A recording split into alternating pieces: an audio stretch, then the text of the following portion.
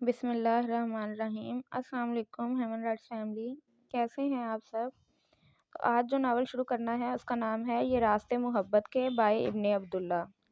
اس نے bike side پہ روکی اور دور ہی اور دہی والی دکان کو دیکھا جہاں کافی رش تھا۔ پھر کلائی پر بندی گھڑی پر نگاہیں ڈالیں جو کافی دن پہلے یہ سوچ کر لی تھی شاید کسی دلکشش کا دوپٹہ اس میں اٹکے، پر آج کل لڑکیاں دوپٹہ اتنا لمبا لیتی ہی نہیں ہیں کہ کہیں اٹکے۔ اس نے بدمزہ ہو کر منہ بنایا، اگلی دکان پر چلتا ہوں، شاید وہاں رش کم ہو۔ بائک سٹارٹ کرتے ہوئے اس نے سوچا۔ اچانک دھڑم سے کوئی اس کے پیچھے بیٹھا تھا۔ بھاگو! آواز نسوانی۔ کیوں؟ کدھر؟ کب اور کیوں؟ ولید ہڑبڑایا۔ زندہ رہنا چاہتے ہو تو بائک بھگاؤ، ورنہ جو میرے پیچھے ہیں وہ میرے ساتھ تمہیں دیکھ کر یہیں تمہارا کیما کر دیں گے۔ مرتا کیا نہ کرتا۔ ولید نے بائک گیئر میں ڈالی اور سڑک پر بھگانے لگا۔ جانا کہاں ہے؟ بائک بھگاتے ہوئے اس نے پوچھا۔ کوئی بھی محفوظ جگہ جہاں کچھ دیر بیٹھ کر سوچ سکیں۔ اس نے سر ہلایا اور بائک شہر سے ملحقہ ایک پرانی کھنڈر نما حویلی کی طرف موڑی۔ بائک بھگاتے ہوئے اس نے پوچھا۔ کوئی بھی محفوظ جگہ جہاں کچھ دیر بیٹھ کر سوچ سکیں۔ اس نے سر ہلایا اور بائک شہر سے ملحقہ ایک پرانی کھنڈر نما حویلی کی طرف موڑ دی۔ کچھ دیر بعد وہ حویلی میں داخل ہو رہے تھے۔ ولید نے بائک سائڈ پہ روکی۔ پیچھے موجود اجنبی لڑکی اتر چکی تھی، سر سے پاؤں تک سیاہ برقعے میں ملبوس۔ اس کی آنکھیں بھی مشکل سے دکھائی دے رہی تھیں۔ وہ کچھ دیر ادھر ادھر دیکھتی رہی، پھر بولی، اچھی جگہ ہے۔ جگہ تو اچھی ہے، پر مجھے بتاؤ تمہارا مسئلہ کیا ہے؟ یہاں نہیں، اندر آؤ، بتاتی ہوں سب، اطمینان سے کہتے وہ کھنڈر کے اندر چلی گئی۔ بیٹا لگتا ہے برا پھنسنے والا ہے تو، بھلائی اسی میں ہے کہ نکل لے، ولید نے خود سے کہا۔ پر ایسے کسی لڑکی کو اکیلا چھوڑ کر بھاگنا بھی ٹھیک نہیں، وہ سوچنے لگا۔ اے بائک والے، کیا سوچ رہے ہو؟ کیا ڈر لگ رہا ہے؟ ایک لڑکی ہی ہوں، وہ دور سے چلائی تھی۔ بیٹا اب تو تیری مردانگی کا سوال ہے، چل جو ہوگا دیکھا جائے گا۔ وہ اس کے پیچھے چل دیا تھا۔ پھر کچھ دیر بعد وہ ایک ٹوٹے ہوئے کمرے میں تھا۔ جا بجا سگریٹ جلے ہوئے ٹکڑے بتا رہے تھے کہ یہاں نشئی لوگوں کا آنا جانا ہے۔ ہاں بولو، اس کے سامنے دیوار سے ٹیک لگا کر کھڑے ہوتے ہوئے ولید نے کہا۔ ارے سانس تو لینے دو۔ لڑکی نے برقع اتارا۔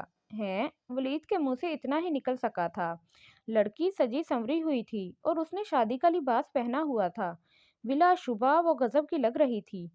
ہیں کیا؟ وہ گھور کر بولی تو ولید گڑبڑا گیا۔ کچھ نہیں، بس سوچا نہیں تھا برقعے میں ایسا ہوش ربا طوفان بھی ہو سکتا ہے۔ اب بتاؤ مسئلہ کیا ہے؟ ولید نیچے اینٹ پر بیٹھ چکا تھا اور وہ اس کے سامنے بیٹھ چکی تھی۔ مسئلہ کچھ خاص نہیں، بس میں شادی چھوڑ کر بھاگ آئی ہوں۔ اس نے یوں کہا تھا جیسے گھر میں دوپہر کے کھانے کا کسی سے پوچھ رہی ہو۔ ولید اچھلا۔ کیا؟ کیوں؟ کیسے؟ اور کب؟ یہ ٹھیک نہیں۔ مجھے پیسوں کے لالچ میں میرا بڑا باپ ایک بڈھے کو بیچ رہا تھا، اسی لیے بھاگ آئی۔ لڑکی نے ناک سے مکھی اڑائی جیسے۔ ٹھیک ہے، آگے کیا کرنا ہے؟ مجھے دہی لے کر جانا ہے، ورنہ اماں سے شام کے کھانے میں مجھے جوتے کھانے پڑیں گے۔ خیر جو بھی کرنا ہے خود کرو، میری بلا سے یہاں تک لے آیا ہوں، نیکی کافی ہے، ولید نے سوال کر کے خود ہی جواب دیا۔ اب وہ ریلیکس تھا۔ کیا مطلب ہے تمہارا؟ مجھے تم بھگا کر لائے ہو، سمجھے؟ سب نے دیکھا ہے، اسی لیے بھاگنے کی سوچنا بھی مت، ورنہ میں سیدھا کہوں گی تمہارا اور میرا چکر تھا۔ تمہارے بائک کا نمبر یاد ہے مجھے۔ لڑکی نے اطمینان سے ولید کے سر پہ بم پھوڑا۔ چکر تھا یا نہیں، پر تمہارے ارادے دیکھ کر مجھے چکر ضرور آ رہے ہیں۔ خدا کا خوف کھاؤ، نیکی کے بدلے میں یہ سب کر رہی ہو تم۔ ولید اس کی بات سن کر بے ہوش ہوتے ہوتے بچا۔ جو بھی ہے، جب تک میں کسی ٹھیک مقام پر نہیں پہنچ جاتی تم ساتھ رہو گے۔ اس نے سنگ دل جج کی طرح فیصلہ سنایا اور ولید نے بے چارگی سے اسے دیکھا۔ کیسی لگ رہی ہوں میں؟ میک اپ خراب تو نہیں ہوا؟ لپسٹک ٹھیک ہے؟ اوفو، مجھے جلدی میں میک اپ کا سامان بھی اٹھانا بھول گیا، کتنی لاپرواہ ہوں میں بھی۔ ولید کا دل کیا سر پیٹ لے، مطلب یہاں اس کی جان پر بنی تھی اور اسے میک اپ کی فکر تھی۔ اچھی لگ رہی ہو بہت، ولید نے دانت کچکچاتے ہوئے کہا۔ غصہ آ رہا ہے مجھ پہ؟ وہ جیسے اس کی حالت سے لطف اندوز ہو رہی تھی۔ وہ کیا کہتا؟ دیکھو مجھ پر غصہ نہیں، سب کو پیار آتا ہے۔ اس نے خود کو اس نے خود کو ملاحظے کے لیے پیش کیا۔ ولید نے اسے گھورا۔ کہہ تو ٹھیک رہی تھی کمبخت، غضب کی حسین تھی۔ سنو، مجھے اپنے گھر لے کر کیوں نہیں جاتے ہو؟ اس نے حل پیش کیا۔ مجھے بھری جوانی میں مرنے کا کوئی شوق نہیں ہے۔ ابا حضور کی پرانی بندوق میں ایک گولی موجود ہے اور ماں جی کا نشانہ بھی اچھا ہے۔ دہی لینے بھیجا تھا، بیوی لینے نہیں۔ گھر کا خیال بھول کر بھی مت لانا، ورنہ تم نکاح سے پہلے ہی بیوہ ہو جاؤ گی۔ ولید اب نارمل ہو چکا تھا، اسی لیے اپنے موڈ میں آ رہا تھا۔ تو بتاؤ کیا پلان ہے پھر؟ وہ یوں اطمینان سے بیٹھی تھی جیسے اپنے گھر کے آنگن میں ہو۔ ولید نے سر کھجایا۔ ویسے یہاں تم بھی حسین ہو اور میں بھی جوان ہوں، کوئی آنے والا بھی نہیں، تو کیوں نہ؟ ولید نے جملہ ادھورا چھوڑا اور چہرے پر بڑی مشکل سے خباثت اور کمینگی لایا۔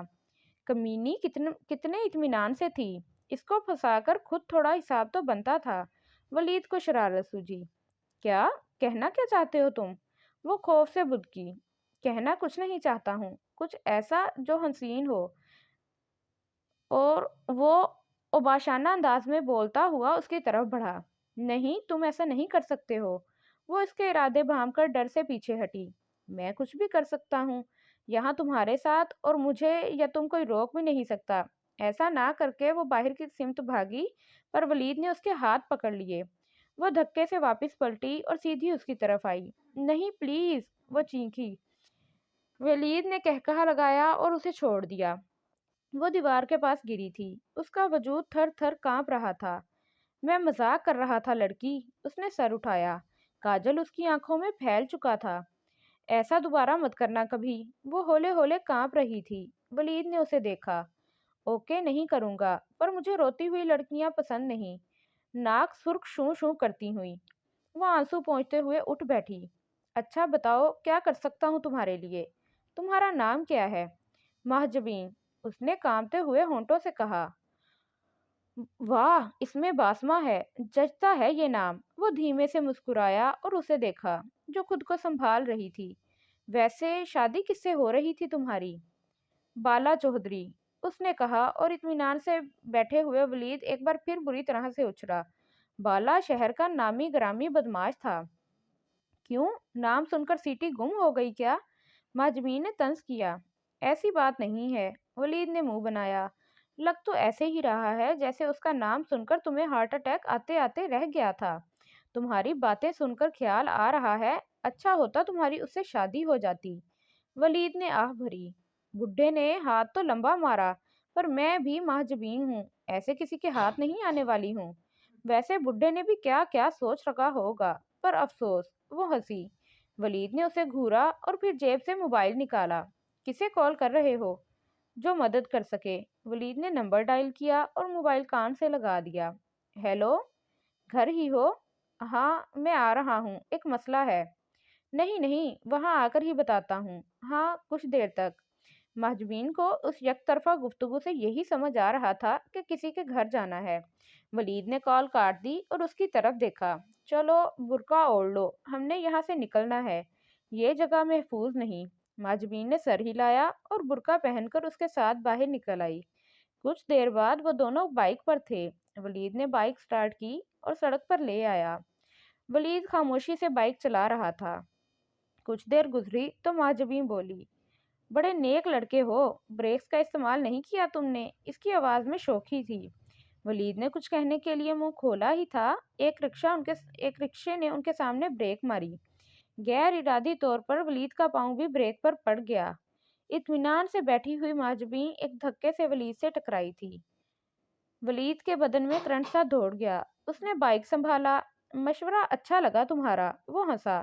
بڑے واہیات انسان ہو تم، وہ تپی تھی۔ ہاں، تم سے ملنے سے پہلے تک تو نہیں تھا، پر تمہاری صحبت کا اثر لگتا ہے، ولید نے ترکی بترکی جواب دیا۔ کچھ آگے جا کر ولید نے دوبارہ بریک پر ہلکا سا دباؤ کیا، پر اس بار وہ ہوشیار تھی۔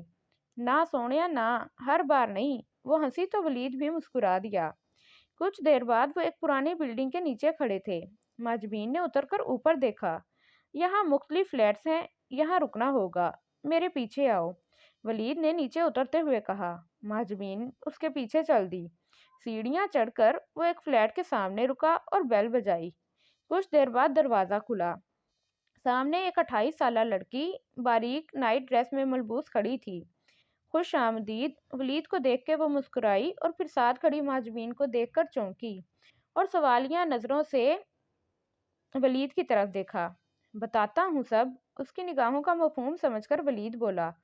ओके, अंदर आओ। वो साइड पर हुई। वो दोनों अंदर दाखिल हुए। कुछ देर बाद वो सोफे पर आमने सामने बैठे थे। तारुफ हो चुका था। उस लड़की का नाम सोफिया था और वो एक एयर होस्टेस थी। वलीद ने उसे सारी बात बता दी तो वो बोली, मैं तुम्हारे लिए क्या कर सकती हूँ।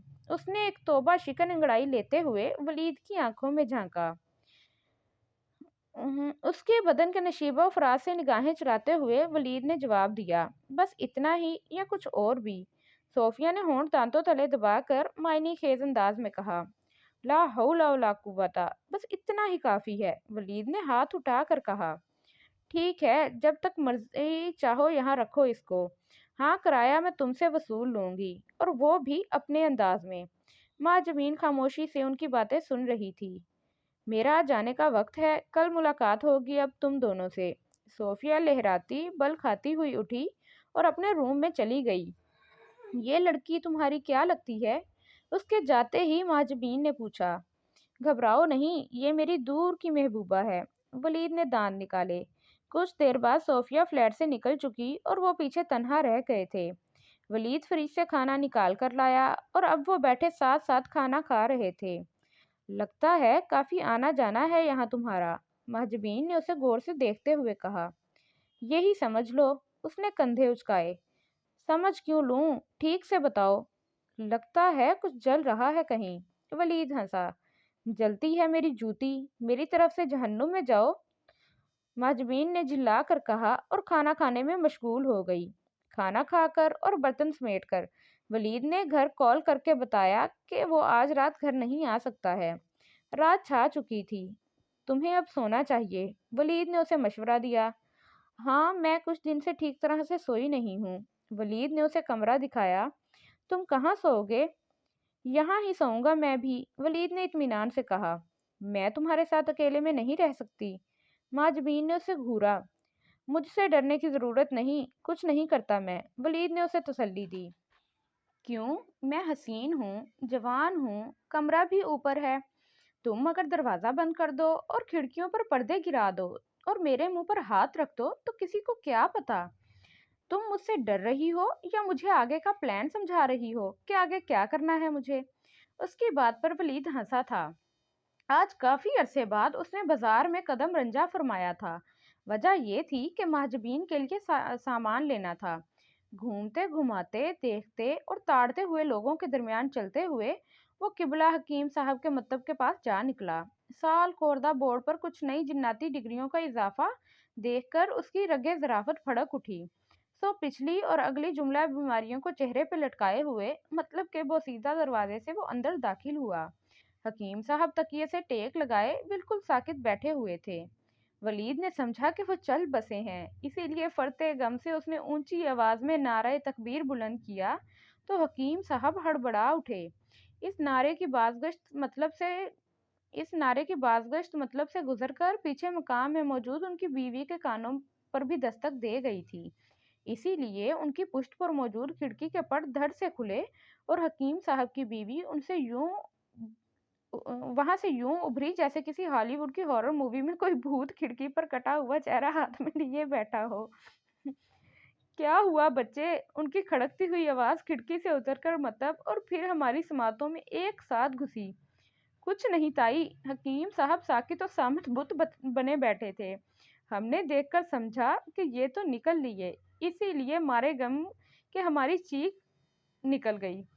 वलीद ने दांत निकालते हुए कहा। ताई ने एक लंबी आह भरी और फिर वलीद को घूरते हकीम साहब की तरफ देखते हुए लापरवाही से बोली, मैं समझी पता नहीं क्या हो गया है। हैं? मतलब हमारा जाना कोई इतनी अहम बात नहीं। हकीम साहब अपनी जोजा की बेपरवाही पर अफसुर्दा होते हुए बोले। लो कर लो गल। ताई ने हाथ नचाया। अब इस उम्र में और कौन सी ऐसी खबर तुम्हारी तरफ से हमें मिल सकती है? बस अब ऐलान होना ही बाकी होता है। ताई से इस कदर संग दिलाना सच्चाई सुनकर हकीम साहब की छोटी आंखों में पानी भर आया तो वो बोले, اتنا سب کچھ تمہارے لیے کیا، میری جوانی تم کھا گئی، اور اب یہ اناب شناب کہے جا رہی ہو؟ اپنے سال بتائے سالوں کا تو لحاظ کرو۔ پر تائی کے دل پر حکیم صاحب کے آنسوؤں نے نہ اثر کرنا تھا نہ کیا۔ آئے ہائے، اب تم مکار عورتوں کی طرح ٹسوے مت بہاؤ۔ جو بیت گیا اسے کون یاد رکھتا ہے؟ اور کون سی جوانی؟ جوانی میں بھی تم ایسے ہی تھے، کئی مرتبہ تمہیں ہینگر سمجھ کر کپڑے تم پر لٹکا دیتی تھی، اسی لیے رہنے ہی تو تم۔ تائی کے دندان شکن جواب نے قبلہ حکیم کی بتی گل کر دی تو وہ بگلے جھانکنے لگے۔ کھڑکی دھماکے سے بند کر کے تائی یہ جا وہ جا۔ حکیم صاحب غمگین نظروں سے بند کھڑکی کو گھورنے میں مستغرق ہونے لگے تو ولید نے بولنا مناسب سمجھا، اسی لیے ہولے سے ان کو پکارا تو وہ چونکے، گویا اس کا وہاں ہونا فراموش کیے بیٹھے تھے۔ میاں، تم جب بھی آتے ہو مجھے سننی پڑ جاتی ہیں۔ ہمیں دیکھتے ہوئے انہوں نے سرد آہ بھرتے ہوئے کہا۔ یوں کہیں حکیم صاحب کہ کم سننے کو ملتی ہیں، تائی ہمارا لحاظ کرتی ہیں۔ لحاظ؟ اور تمہاری تائی؟ لفظ تائی کو انہوں نے یوں چبا کر ادا کیا کہ گویا دام تلے تائی ہوں، اور نہیں تو کیا۔ اور نہ تائی کے ہاتھ میں تو ہر وقت بیلنا جھاڑو ہوتا ہی ہے۔ ہم نے ان کی دکھتی رگ پر ہاتھ دھرا تھا، اسی لیے وہ غصے سے گھورتے ہوئے بولے۔ کہنا کیا چاہتے ہو میاں؟ ولید نے کچھ کہنے کے لیے منہ کھولا ہی تھا کہ مکتب میں ایک پکی عمر کا آدمی داخل ہوا اور مکتب کے در و دیوار کو یوں دیکھنے لگا جیسے قیدی پہلی مرتبہ اپنے قید خانے کو دیکھتا ہو۔ ولید نے اسے رحم بھری نظروں سے دیکھا اور قبلہ حکیم صاحب کی تیوری پر اسے دیکھ کے بل پڑے۔ حکیم صاحب، میری بیوی کو افاقہ نہیں ہوا، پہلے سے زیادہ غصہ اور سر درد کی شکایت ہے۔ نئے آنے والے نے انہیں مخاطب کیا۔ بیویوں پر دوا اور دعا کافی دقت سے اثر کرتی ہے، کم وقت کچھ بیویاں تو شوہر کا خون چوس کر بھی شفا یاب نہیں ہوتی ہیں۔ حکیم صاحب صنف بیوی پر کچھ زیادہ ہی برہم تھے۔ پر کچھ تو اثر ہو، آدمی منمنایا۔ ہو جائے گا، ہو جائے گا۔ حکیم صاحب نے یوں ہاتھ ہلایا جیسے ناک پر بیٹھی مکھی اڑا رہے ہوں۔ کب ہو جائے گا؟ 2 ماہ سے آپ یہی کہہ رہے ہیں۔ اب تو میری بیوی رات میں سوتے ہوئے بھی سر درد سے چلاتی ہے اور مجھے سلواتیں سناتی ہے کہ میں ٹھیک دوائی نہیں لا رہا۔ آدمی نے دہائی دی۔ بھائی، مجھے تو لگتا ہے تمہاری بیوی ناٹک کر رہی ہے۔ جو باتیں وہ تمہیں سنا نہیں سکتی وہ سر درد اور دورے کی شکل میں سنا کر کلیجہ ٹھنڈا کرتی ہے۔ حکیم صاحب نے پرسوچ انداز میں کہا تو آدمی نے سال خوردہ صوفے پر پہلو بدلا۔ جیسا بھی ہے آپ کچھ کیجئے، کل تو حد ہی ہو گئی۔ درد کی شدت سے اس نے استری مجھے کھینچ ماری۔ یہ دیکھیں۔ آدمی نے ٹوپی اوپر کر کے اپنا سر ملاحظے کے لیے پیش کیا، جہاں ابھرا ہوا گھومڑ دعوتیں نظارہ دے رہا تھا۔ حکیم صاحب نے بدمزہ ہو کر اسے دیکھا اور پھر بولے، دوائی دے رہا ہوں، اس بار مقدار زیادہ کر دی ہے۔ جب اس کی طبیعت خراب ہو تو احتیاط برتا کرو اور اس کے سامنے مت جایا کرو۔ دیکھ بھال کر لیا کرو کہ اس کے ہاتھ میں کوئی وزنی چیز تو نہیں۔ رنگ برنگی گولیوں کا ایک پیکٹ آدمی کو پکڑا کر حکیم صاحب نے پیسے وصول کیے اور اسے چلتا کر دیا۔ ولید نے حیرانگی سے یہ سارا ماجرا دیکھا۔ حکیم صاحب، اس دن آپ نے یہی دوائی ذہنی عدم توازن کی شکایت کرنے والے آدمی کو دی۔ میاں، تو بیویوں کا توازن کب درست ہوتا ہے؟ حکیم صاحب نے بھننا کر کہا۔ آپ بیویوں سے اتنے نالاں کیوں ہیں؟ ولید نے اذراہ تفریح پوچھا تھا، پر حکیم صاحب تو پھٹ پڑے۔ میرا بس چلے تو اپنے کے ساتھ پوری دنیا کی بیویوں کو طلاق دے دوں، جینا حرام کر رکھا ہے۔ اچانک حکیم صاحب کسی شکاری کی طرح چکنے ہوئے اور دروازے کی طرف دیکھنے لگے۔ دروازے سے ایک پری جمال نے اٹھلا کر اندر قدم رکھا تو ان کے چہرے پر رونق آ گئی۔ ولید نے دل ہی دل میں ان کی چھٹی حس کو داد دی۔ حکیم صاحب، پری اندام نے نزاکت سے انہیں پکارا تھا۔ جی فرمائیں۔ کچھ دیر پہلے کا تلخی بھرا لہجہ اب شہد بھرا تھا اور ولید اس کایا پلٹ پر ششدر۔ وہ ہمیں چہرے کی خوبصورتی کے لیے ملتانی مٹی سے بنا پیسٹ عنایت کریں گے؟ سنا ہے آپ نے بنایا ہے۔ ضرور ضرور، ہم آپ کی خدمت کے لیے موجود ہیں، انہوں نے فدویانہ انداز میں کہا اور ایک پیکٹ نکال کر سامنے رکھا۔ ہماری طبیعت آج کل کچھ بوجھل سی ہے، اگر آپ نبض دیکھ کر بتا دیں تو اچھا ہوگا۔ افسرہ نے ادائے بے نیازی سے ہاتھ آگے کیا، جسے حکیم صاحب نے عقیدت سے تھام لیا۔ ولید کو ڈر گزرا کہ کہیں جوش عقیدت میں وہ ہاتھ چوم ہی نہ لیں، پر خیر گزری۔ حکیم صاحب نے آنکھیں بند کی اور نبض کی عمیق گہرائیوں میں اتر گئے۔ لمحہ منٹوں میں اتر آیا تو ولید کے صبر کا پیمانہ لبریز ہوا اور وہ بولا، حکیم صاحب، آپ بیماری ڈھونڈ رہے ہیں یا کوئی گمشدہ بچہ جو اتنا وقت لگ رہا ہے؟ وہ اس کی فریاد پر قہر بار ہوئے۔ میاں، بیماری ڈھونڈنے میں وقت تو لگتا ہے، منہ بند کرو، میرا ارتکاز خراب ہوتا ہے۔ اسے سنا کر وہ پھر سے نبض کے بحر تلاطم میں کود گئے۔ 1 منٹ گزرا، دوسرا، اور پھر 10 منٹ۔ حکیم صاحب ہمیشہ کی طرح بہت گہرے اتر گئے تھے۔ ولید نے جب دیکھا کہ اس بار بھی ان کی واپسی کا امکان پیدا نہیں ہو رہا تو وہ بولا، اتنا وقت تو ناسا نے کئی کہکشاں دریافت کرنے میں نہیں لگایا تھا جتنا آپ بیماری تلاش کرنے میں لگا رہے ہیں۔ اس کی بات پر افسرہ نے ایک سریلا قہقہہ لگایا اور حکیم صاحب نے شعلہ بار نظروں سے اسے گھورا۔ اس سے پہلے کہ وہ ہماری عزت افزائی کرتے، ملحقہ کھڑکی کے پٹ پھر دھماکے سے کھلے اور قبلہ حکیم صاحب یوں اچھلے جیسے کوئی بم پھوٹا ہو۔ ان کی زوجہ محترمہ پوری آن بان سے نمودار ہوئی اور افسرہ کا ہاتھ ان کے ہاتھ میں دیکھ کر ان کا مزاج ہٹلر کی طرح بدلا۔ حکیم صاحب نے ہاتھ یوں چھوڑا جیسے ننگی تار کو ہاتھ لگا ہو۔ نظروں ہی نظروں میں انہوں نے افسرہ کو 9-2-11 کرنے کا سگنل دیا، جسے حکیم صاحب نے پک کرتے ہوئے افسرہ کو جلدی سے کچھ ادویات دے کر رخصت کیا۔ حکیم صاحب بیماری ڈھونڈنے پر اتنا وقت لگاتے کہ ہاتھ چھوڑتے ہی نہیں ہیں۔ ولید نے جلدی پر تیل ڈالا۔ حکیم صاحب نے خوفناک نگاہوں سے ہمیں دیکھا اور پھر اپنی زوجہ کو مخاطب کرتے ہوئے بھیگی بلی کی طرح بولے، وہ بس سمجھ نہیں پا رہے تھے، میں سب سمجھتی ہوں حکیم۔ ان کی زوجہ کا پارا چڑھا ہوا تھا۔ ولید نے کھسکنے میں عافیت جانی اور کھڑے ہوتے ہوئے حکیم صاحب کے تابوت میں آخری کیل ٹھونکنا ضروری سمجھا، اس لیے بولا، تائی، ہمیں لگتا ہے یہ بیماری کی آڑ میں نئی بیوی کی تلاش کر رہے ہیں۔ نئی بیوی؟ تائی پھنکاری اور پھر حکیم صاحب کو گھر آنے کی دعوت عبرت دی۔ ولید مسکراتے ہوئے مکتب سے باہر کو نکلا۔ اب حکیم صاحب کی جو درگت بننی تھی اس کا حال اسے جلد پتہ چلنا تھا۔ حکیم صاحب کا حکیمانہ اور درگت کا حال وہ جاننے پھر یہاں آتا، پر اتنا جاننا تھا کہ ان کی نبض آج کافی دیر ساکت رہنے والی تھی۔ مکتب سے نکلتے ہی موبائل کی بیل نے اس کے قدم روکے۔ کہاں مر گئے ہو تم؟ میرے پیٹ میں بل پڑ رہے ہیں۔ دوسری طرف محجبین تھی۔ ہم ابھی بازار میں ہیں، کچھ دیر شکم پروری کا سامان لے کر آتے ہیں۔ ہم مطلب تمہارے ساتھ اور کون ہے؟ محجبین جیسے چونکی تھی۔ ولید نے منہ بنایا، ہم سے مراد یعنی میں، نستعلیق اردو بھی کسی چڑیا کا نام ہے۔ اوے غالب کی اولاد، بھوک سے میرا برا حال ہے اور تمہیں اردو کی پڑی ہے۔ اگلے 20 منٹ میں واپس نہ آئے تو تمہیں ایسی نستعلیق قسم کی گالیاں دوں گی، ڈکشنری بھی سر پکڑ کر بیٹھ جائے گی۔ محجبین نے غصے میں کہہ کر کال کاٹ دی تو ولید نے سرد آہ بھری، بیٹا، حالات خراب ہو رہے ہیں، لگتا ہے جلد تمہاری حالت بھی حکیم جیسی ہونی ہے۔ اس نے بائک کی طرف قدم بڑھائے اور بائک کے قریب ایک لڑکی کو کھڑے دیکھ کر چونکا، اللہ، کسی نئی مصیبت میں نہ ڈال دینا۔ دل ہی دل میں اس نے دعا کی۔ یہ آپ کی بائک ہے؟ لڑکی نے اسے بائک پر بیٹھتے دیکھ کر سوال کیا۔ نہیں، چوری کر کے لے جا رہا ہوں، ولید نے سرگوشی سے کہا تو اس کی آنکھیں حیرت سے پھیلیں۔ سچ میں؟ اس کے منہ سے سرسراتی آواز پیدا ہوئی۔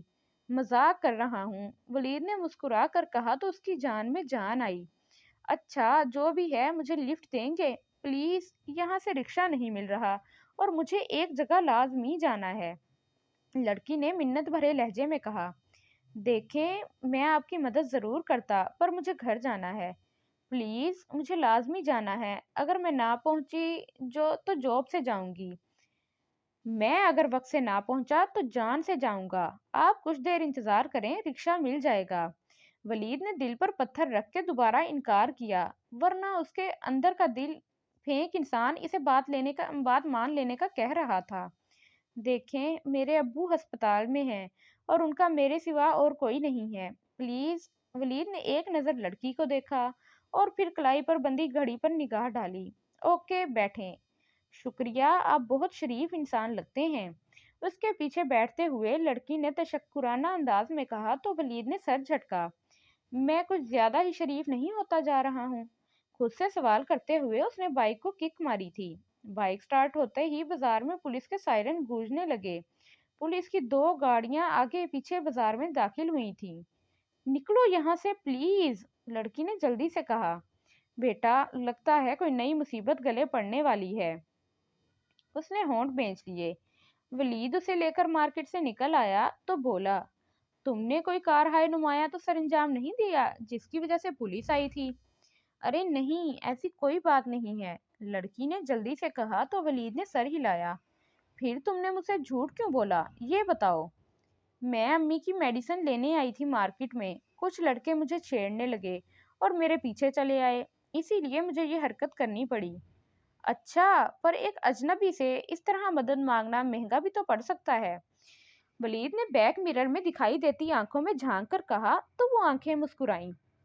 آپ شکل سے شریف انسان لگتے تھے، اسی لیے یہ حرکت کی۔ ولید نے منہ بنایا۔ ایک تو مجھے اپنے شریف چہرے سے چڑ ہو گئی ہے، بہت کم وقت کوئی لڑکی بری نگاہ سے مجھے دیکھتی ہی نہیں۔ ولید کی بات سن کر وہ ہنسی۔ کچھ دیر میں وہ ایک متوسط طبقے کے رہائشی علاقے میں تھے۔ لڑکی کے بتائے ہوئے راستے پہ چلتے ہوئے اس نے گھر آ کے بائک روکی۔ ولید کا سیل فون بچا۔ دوسری طرف یقیناً مہاجبین تھی۔ کیا مصیبت ہے؟ کہا تو ہے آ رہا ہوں میں، تھوڑا انتظار کرو، راستے میں ہوں۔ ولید نے موبائل کان سے لگاتے ہوئے کہا، کہاں مر گئے ہو تم؟ یہاں میرا بھوک سے برا حال ہے، سچ بتاؤ کہاں ہو تم؟ سپیکر سے مہاجبین کی آواز اس لڑکی نے بھی سن لی تھی۔ قسم سے کھانا ہی لا رہا ہوں، سڑک پر ٹریفک بہت ہے اسی لیے دیر ہو رہی ہے۔ اچھا سویٹ ہارٹ، پھر کب ملنے آؤ گے؟ اور یہ کس چڑیل سے بات کر رہے ہو؟ اس سے پہلے کہ مہاجبین کو جواب دیتی، ولید کے پاس کھڑی اجنبی لڑکی محبت سے اونچی آواز میں بولی۔ ولید اچھلا۔ دوسری طرف مہاجبین نے بھی اس کی آواز سن لی تھی۔ کمینے، یہاں میں بھوک سے مر رہی ہوں اور تم کسی کے ساتھ گل چھڑے اڑا رہے ہو، اور یہ چوہی ہے کون جس نے مجھے چڑیل کہا؟ خون پی جاؤں گی میں۔ جانو، اس چڑیل کو چھوڑو، کچھ دیر مزید انتظار کرو، ابھی مت جاؤ کہ من ابھی بھرا نہیں۔ ولید نے غصے سے اسے دیکھا۔ ارے ایسی ویسی کوئی بات نہیں، میں تو… چپ کرو تم اور میری اس سے بات کراؤ جس کا من بھرا نہیں، ایسی ایسی گالیاں دوں گی کہ من بھر جائے گا اس کمینی کا۔ مہاجبین کا پارا چڑھ چکا تھا۔ اچھا، میں 10 منٹ میں پہنچتا ہوں، پھر بات کرتے ہیں وہاں۔ ولید نے جلدی سے فون بند کیا اور اسے گھورا۔ یہ کیا حرکت تھی؟ ایسے ہی، بس دل کیا کہ تھوڑا فن ہو جائے، اس میں کیا ہے؟ ولید نے سر پہ ہاتھ مارا۔ ویسے مجھے لوگ ارم کہتے ہیں، آپ پیار سے جو کہنا چاہیں کہہ سکتے ہیں، لڑکی نے تعارف کراتے ہوئے شوخی سے کہا۔ مجھے کوئی ضرورت نہیں ہے پیار سے کچھ کہنے کی، سمجھی؟ جاؤ اب، مجھے اپنی عافیت خطرے میں لگ رہی ہے۔ ولید نے بائک سٹارٹ کی۔ اچانک دروازہ کھلا اور ایک فربا سی خاتون آندھی کی طرح نمودار ہوئیں اور لپک کر ولید کا گریبان پکڑ لیا۔ میری بیٹی کو چھیڑتے ہو؟ کہاں گئی میری چپل؟ ارے آنٹی، میں کہاں چھیڑ رہا، میں تو… ولید اس اچانک کی رفتار سے بوکھلا گیا۔ ارے میں سب سمجھتی ہوں، آج کل کے لونڈوں کی حرکتیں، اکیلی لڑکی دیکھی نہیں اور لٹو ہو گئے اس پر۔ بڑی اماں پورے جلال میں تھیں۔ میں ابھی لٹو نہیں ہوا آنٹی، مطلب ابھی نہیں ہوئے لٹو، پر ارادہ تھا۔ اور یہ آنٹی کس کو بولا ہے تم نے؟ میں آنٹی لگتی ہوں تمہیں؟ کل منہ انسان! خاتون پھنکاری۔ ارے نہیں آنٹی، میرا مطلب… ارم سمجھاؤ ان کو، میں تو مدد کر رہا تھا۔ ارم جو اس سب سے لطف اندوز ہو رہی تھی، ولید کی فریاد پہ چونکی۔ ارے اماں جان، یہ مدد کر رہے تھے، ایسا ویسا کچھ نہیں ہے، یہ تو بہت نیک اور سلجھے ہوئے انسان ہیں۔ خاتون نے اپنی بیٹی کو دیکھا اور پھر ولید کو، اور پھر ولید کی گردن چھوڑی۔ اوہ معاف کرنا بیٹا، آج کل کے حالات ہی ایسے ہیں، انسان کو پتہ ہی نہیں چلتا۔ اٹس اوکے، اب میں چلتا ہوں، مجھے کہیں پہنچنا ہے۔ ارے ایسے کیسے جا سکتے ہو تم؟ ہمارے گھر کے دروازے سے کوئی مہمان خالی منہ لوٹے، یہ ممکن نہیں۔ خاتون نے ایک مرتبہ پھر ولید کی گردن دبوچ لی۔ ولید کو اپنی خیریت اسی میں نظر آئی کہ وہ ان کی بات مان لے، اسی لیے چاروں ناچار بائک سے اتر آیا۔ یہاں سے تو وہ بچ جاتا، پر مہاجبین کے ہاتھوں سے اسے کون بچائے گا؟ یہ سوچ سوچ کر اس کا دل گھبرائے جا رہا تھا۔ سرحد سے ملحقہ علاقے میں ایک عالی شان حویلی اپنی پوری شان و شوکت سے کھڑی تھی۔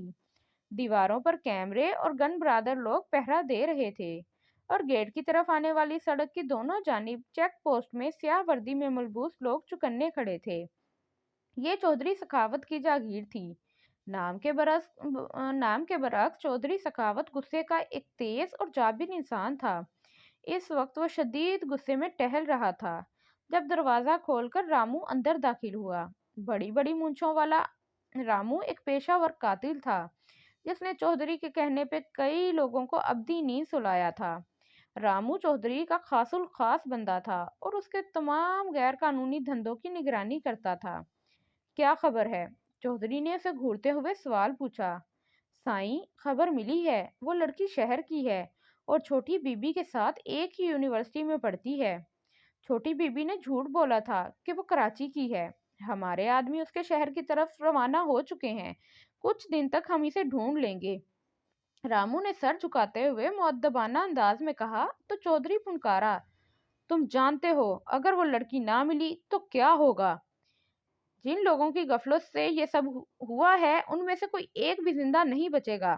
تمہارے پاس 2 دن کا وقت ہے۔ جی سائیں، رامو نے سر جھکاتے ہوئے کہا اور پھر چودھری کے اشارے پر کمرے سے نکلتا چلا گیا۔ چودھری کچھ دیر کمرے میں ٹہلتا رہا، پھر ایک طرف بنے دروازے کی طرف بڑھ گیا۔ دوسری طرف ایک چھوٹا سا کمرہ تھا۔ ایک میز پر کچھ فائلیں پڑی تھیں اور ایک ریوالونگ چیئر میز کے پیچھے جس پر وہ بیٹھ چکا تھا۔ اچانک ہی دروازے سے بیپ کی آواز سنائی دی تو وہ چونکا۔ اس وقت کال؟ وہ بڑبڑایا اور دراز کھولا جہاں ایک سیٹلائٹ فون موجود تھا۔ ہیلو، چودھری بات کر رہا ہوں، فون کان سے لگاتے ہوئے چودھری نے نرم لہجے میں کہا۔ وکرم بات کر رہا ہوں، تم اپنے معاملات ٹھیک طرح سے ہینڈل نہیں کر پا رہے۔ میں سمجھا نہیں، چودھری چونکا۔ ہم تمہاری طرف سے غافل نہیں ہیں، اتنا اہم معاملہ تم نے ہم سے چھپایا۔ دوبارہ ایسی غلطی مت کرنا ورنہ۔ وکرم کا لہجہ سرد تھا۔ چودھری کے ماتھے پر پسینہ آیا۔ ایسا نہیں، میں 2 دن میں یہ معاملہ نپٹا لوں گا، آپ کو مجھ سے شکایت کا موقع نہیں ملے گا۔ ہمارے 2 آدمی آج شام تک تمہاری حویلی پہنچ جائیں گے، وہ خود یہ معاملہ دیکھ لیں گے۔ وہ لڑکی اگر کسی ادارے کے ہاتھ لگی تو تم سمجھ سکتے ہو کہ کیا ہوگا، اسی لیے ہم جن کو بھیج رہے ہیں ان کو دیکھنے دینا سب۔ اوکے؟ دوسری طرف سے کال بند کر لی گئی تھی۔ چودھری نے موبائل دراز میں رکھ لیا، اس کے چہرے پہ فکر کے آثار پھیل رہے تھے۔ جل تو جلال تو، آئی بلا کو ٹال تو کا ورد کرتے ہوئے ولید نے فلیٹ کی گھنٹی بجائی۔ کچھ دیر میں اندر قدموں کی آواز دروازے کی طرف بڑھتی ہوئی محسوس کر کے ولید سنبھل گیا۔ دروازہ کھلا اور مہاجبین کا غصے بھرا چہرہ دکھائی دیا۔ آہاں، چشمے بددور، لگتا ہے میرا ہی انتظار ہو رہا تھا، ولید چہکا۔ مہاجبین نے کچھ کہے بنا اسے اندر آنے کا راستہ دیا اور پھر دروازہ بند کر کے اس کی طرف مڑی۔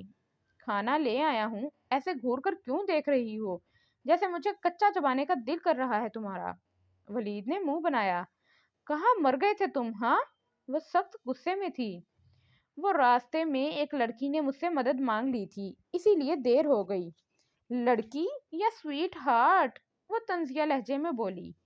خیر، ابھی تک تو لڑکی ہی ہے، مستقبل قریب میں شاید پروموشن دے کر اسے سویٹ ہارٹ کر لوں۔ ولید نے دانت نکالتے ہوئے کہا تو مہاجبین جو پلیٹ ٹیبل پر رکھنے لگی تھی وہی کھینچ کر ولید پر ماری، لیکن وہ چکنا تھا اسی لیے نشانہ خطا گیا۔ ارے ارے، اتنا غصہ کیوں کرتی ہو جانے من، دیر سویر ہو ہی جاتی ہے نا۔ جانے من؟ مہاجبین نے غصے سے دوسری پلیٹ اٹھائی۔ اچھا، تمہیں جانے من پسند نہیں تو سویٹ ہارٹ بھی کہہ سکتا ہوں میں تمہیں۔ ولید نے آنکھ ماری۔ ٹھرکی نہ ہو تو خبردار جو مجھے ایسے الفاظ سے مخاطب کیا، ورنہ سر توڑ دوں گی تمہارا۔ میں میں مشکل میں ہوں اور تم لائن مار رہے ہو مجھ پر، منحوس انسان۔ ایسی کون سی مشکل ہے بھلا؟ مشکل تو ہے، اب ساری ایویں مصیبت گلے پڑ گئی ہے میرے۔ ولید نے منہ بنایا۔ میں مصیبت ہوں؟ مہاجبین نے ہونٹ بھینچے۔ ہاں، تمہیں کوئی شک ہے؟ نہیں، شک تو نہیں ہے پر کنفرم کرنا چاہتی تھی۔ وہ ایک دم ہی مسکرائی تھی۔ پر مجھے افسوس ہے کہ ولید نے سر کھجاتے ہوئے جملہ ادھورا چھوڑا کہ وہ چونکی کہ یہ مصیبت پریکٹیکلی میرے گلے میں کب لگے گی، مطلب گلے کب پڑے گی۔ ولید نے بات کرتے ہی گوتا لگایا تھا کیونکہ ماں جمین نے دوسری پلیٹ اس کی طرف فائر کی تھی۔ کمینہ انسان، وہ چلائی۔ تعریف کے لیے شکریہ جانم۔ ولید شوخی سے مسکرایا۔ مہجبین کیا جواب دیتی؟ اسے اتنا تو سمجھ آ گیا تھا یہ بندہ سدھر نہیں سکتا۔ سنو، مجھے کپڑوں کی ضرورت ہے، یہ میلے ہو چکے ہیں، لا دو گے مجھے؟ بریانی کے ساتھ انصاف کرتے ہوئے اچانک ہی اسے خیال آیا تو ولید کو دیکھتے ہوئے بولی۔ ولید نے اس کی طرف دیکھا اور پھر دانت نکالے۔ گندے ذہن کے آدمی، دانت مت نکالو۔ وہ پھر تپی تھی۔ ولید نے کہکہا لگایا، کتنی پر اعتماد ہو تم اپنے بارے میں کہ تمہیں دیکھ کر گندے خیال ہی آ سکتے ہیں۔ اپنے بارے میں نہیں، تم جیسے گندے ذہن کے آدمی کے بارے میں۔ ماں جبین نے اسے گھورا۔ نہیں، مجھے ایسا ویسا خیال کچھ نہیں آیا، بس میں سوچ رہا تھا کہ… ماں جبین نے تیسری پلیٹ ہاتھ میں لی۔ ارے ارے ٹھیک ہے، میں لے کر آؤں گا، کلر اور رنگ بتا دو، اور برا نہ مانو تو سائز بھی، کپڑوں اور جوتوں کا۔ بات ٹوک کر دوبارہ جوڑتے ہوئے ولید نے آنکھیں پٹ پٹائی تھیں۔ بےہودہ انسان، کل میں خود ہی تمہارے ساتھ بازار جاؤں گی اور خود ہی لے لوں گی کپڑے اور جوتے۔ ولید نے سر ہلایا اور کچھ کہنے کو منہ کھولا ہی تھا کہ ماجبین کے گھورنے پر دوبارہ بند کر لیا اور خاموشی سے اسے دیکھنے لگا۔ کتنا پیارا بیبی ہے یہ، مہجبین نے تبصرہ کیا۔ وہ ابھی مال میں شاپنگ کر کے نکل رہے تھے جب ایک بچے کو دیکھ کر وہ بولی تھی، ہاں بہت پیارا ہے، میں سوچ رہا ہوں اس کی ماما کیسی ہوں گی۔ واٹ؟ ولید نے آہستہ سے کہا تھا، پر ماں نے سن لیا، تبھی وہ غصے سے لال ہوئی تھی۔ تمہارے کہنے کا مطلب کیا ہے مسٹر؟ ایک تو ان لڑکیوں کے کانوں کو پتہ نہیں کون سی مشین لگی ہوتی ہے جو ہر بات سن لیتی ہیں۔ اس نے سوچا، کچھ نہیں، میں کہہ رہا تھا اتنا سلجھا ہوا کیوٹ سا یہ بچہ، اس کی ماما اسے یاد کر رہی ہوں گی۔ ولید نے بات گھما دی۔ جبین نے منہ بنایا، پتہ نہیں تم شکل سے اتنے شریف کیوں لگتے ہو، جبکہ ہو نہیں۔ خیر میں شریف ہی ہوں، تمہیں یقین دلانے کی ضرورت نہیں ہے مجھے، اسی لیے محترمہ ماں صاحبہ دامت برکاتہ آپ اس چیز پر زیادہ غور نہ کریں کیونکہ میں رگوں میں اتر جاتا ہوں۔ ولید نے بے پرواہی سے کندھے اچکائے۔ خیر اب میرے اتنے برے دن بھی نہیں آئے کہ تم پر غور کروں میں، اور یہ دامت برکاتہ جیسے الفاظ کیوں استعمال کرتے ہو؟ جبین نے اسے گھورا۔ وہ کیا ہے، تم مقدس ہو، اسی لیے میں یہ کہتا ہوں تاکہ تمہیں تمہاری تعظیم میں کوئی فرق نہ آئے۔ ویسے میں ان الفاظ کی جگہ ایک لفظ جانم بھی استعمال کر سکتا ہوں اگر تم برا نہ مناؤ۔ ولید نے دانت نکالے تو جبین نے اسے گھورا۔ دوبارہ یہ کہا تو منہ توڑ دوں گی تمہارا میں۔ وہ مال سے باہر نکل آئے تھے۔ ولید کی نظریں اس وقت مال میں داخل ہونے والی لڑکیوں کا طواف کر رہی تھیں۔ ویسے تم روزانہ یہاں کیوں نہیں آتی؟ کم وقت کیا ہی حسین جگہ ہے، میرا دل کر رہا ہے یہاں سیلز مین کی جاب کر لوں۔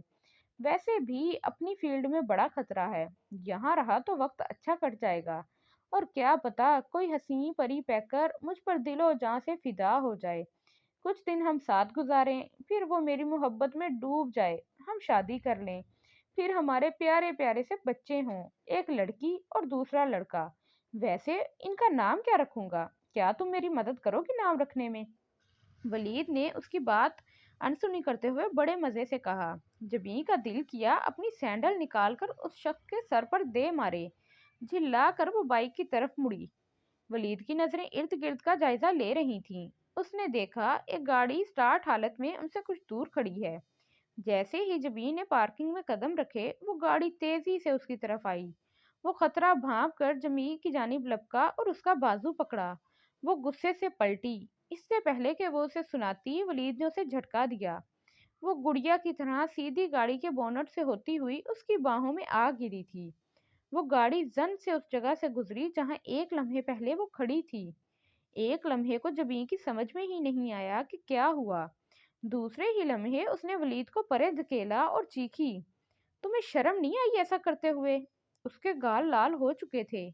مجھے شرم کبھی کبھار آتی ہے۔ وہ اس کی حالت سے محظوظ ہوا اور اس کی ڈٹائی پر مزید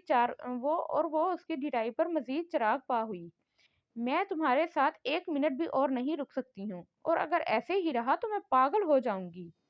واہ محترمہ، ایسا لگتا ہے جیسے تم میری بیوی ہو اور میں تمہارا شوہر، وہ بھی ایک نمبر کا پاگل جھگڑالو۔ ارے میں کون سا ساری عمر تمہارے ساتھ ہوں، ویسے بھی تم جیسی لڑکی سے شادی کا میں سوچ بھی نہیں سکتا۔ سوچو اگر ہماری شادی ہو گئی تو ہمارے بچوں کا کیا ہوگا۔ جبین کا بس نہیں چل رہا تھا کہ وہ اس کا منہ نوچ لیتی۔ اس قدر عجیب آدمی اس نے اپنی ساری زندگی میں نہیں دیکھا تھا۔ چلو دیر ہو رہی ہے اب، ولید نے بائک سٹارٹ کرتے ہوئے اسے بیٹھنے کا اشارہ کیا۔ کچھ دیر بعد وہ فلیٹ کی طرف جانے والی سڑک پر موجود تھے، اس بات سے بے خبر کہ ایک گاڑی مسلسل ان کے تعاقب میں تھی۔ تانیہ مہجبین کی دوست تھی اور دونوں نے ساتھ ہی تعلیم حاصل کی تھی۔ تانیہ کے والد ایک مشہور جاگیردار تھے اور ان کے شہر کے گھر کے ساتھ ہی مہجبین کا گھر تھا، اسی لیے دونوں کی دوستی ہو گئی تھی اور وہ ساتھ ہی یونیورسٹی جاتے تھے۔ تانیہ الجھی سی رہتی تھی اور مہجبین کئی بار اسے پوچھ چکی تھی کہ کیا مسئلہ ہے، پر اسے ٹھیک سے جواب نہیں دیتی تھی تانیہ۔ ویسے بھی مہجبین کو حیرت ہو رہی تھی کہ تانیہ کا باپ اسے پڑھنے کیسے دے رہا تھا، کیونکہ وہ جانتی تھی کہ ایسے لوگ بیٹیوں کی تعلیم کے سخت خلاف تھے۔ یونیورسٹی آف تھی اور تانیہ اپنے گاؤں تھی جب اس کا فون آیا۔ میری شادی ہو رہی ہے، کیا تم آؤ گی؟ مہجبین ایک لمحے کو حیران رہ گئی، کیونکہ جاتے وقت اس سے تانیہ نے ایسی کوئی بات نہیں کی تھی۔ تانیہ سے پوچھنے پر اس نے بات گول کر دی اور اپنا ایڈریس سینڈ کر کے تاکید کی کہ وہ جلدی آئے۔ مہجبین کے والد بیرون ملک تھے اور اس کی ماں کا بچپن میں ہی انتقال ہو چکا تھا۔ وہ کوٹھی میں اپنے تایا کے ساتھ رہتی تھی۔ تانیہ اس کی اچھی دوست تھی، اسی لیے جانا ضروری تھا۔ وہ اگلے ہی دن گاؤں اپنی دوست کے گھر پہنچ چکی تھی، پر یہاں ایک حیرت اس کی منتظر تھی۔ تانیہ کا نکاح قرآن سے طے ہوا تھا۔ چودھری کا بڑا بیٹا جو کہ دیکھنے میں چھٹا ہوا بدماش لگتا تھا اس کی دوسری بیوی سے تھا۔ چودھری کا بڑا بیٹا جو کہ دیکھنے میں چھٹا ہوا بدماش لگتا تھا اس کی دوسری بیوی سے تھا۔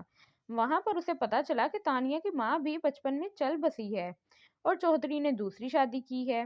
تانیہ اپنی فیملی کے بارے میں ہر بار بتانے سے کیوں کتراتی تھی، اسے آج پتا چلا تھا۔ سارا معاملہ جان کر مہجبین تو سکتے میں آ گئی تھی۔ مجھے تمہاری مدد کی ضرورت ہے، تانیہ نے روتے ہوئے اس سے کہا۔ مجھے یہاں سے نکلنا ہے، ہر طرف پہرا ہے اور مجھ پر حویلی سے نکلنے پر پابندی ہے۔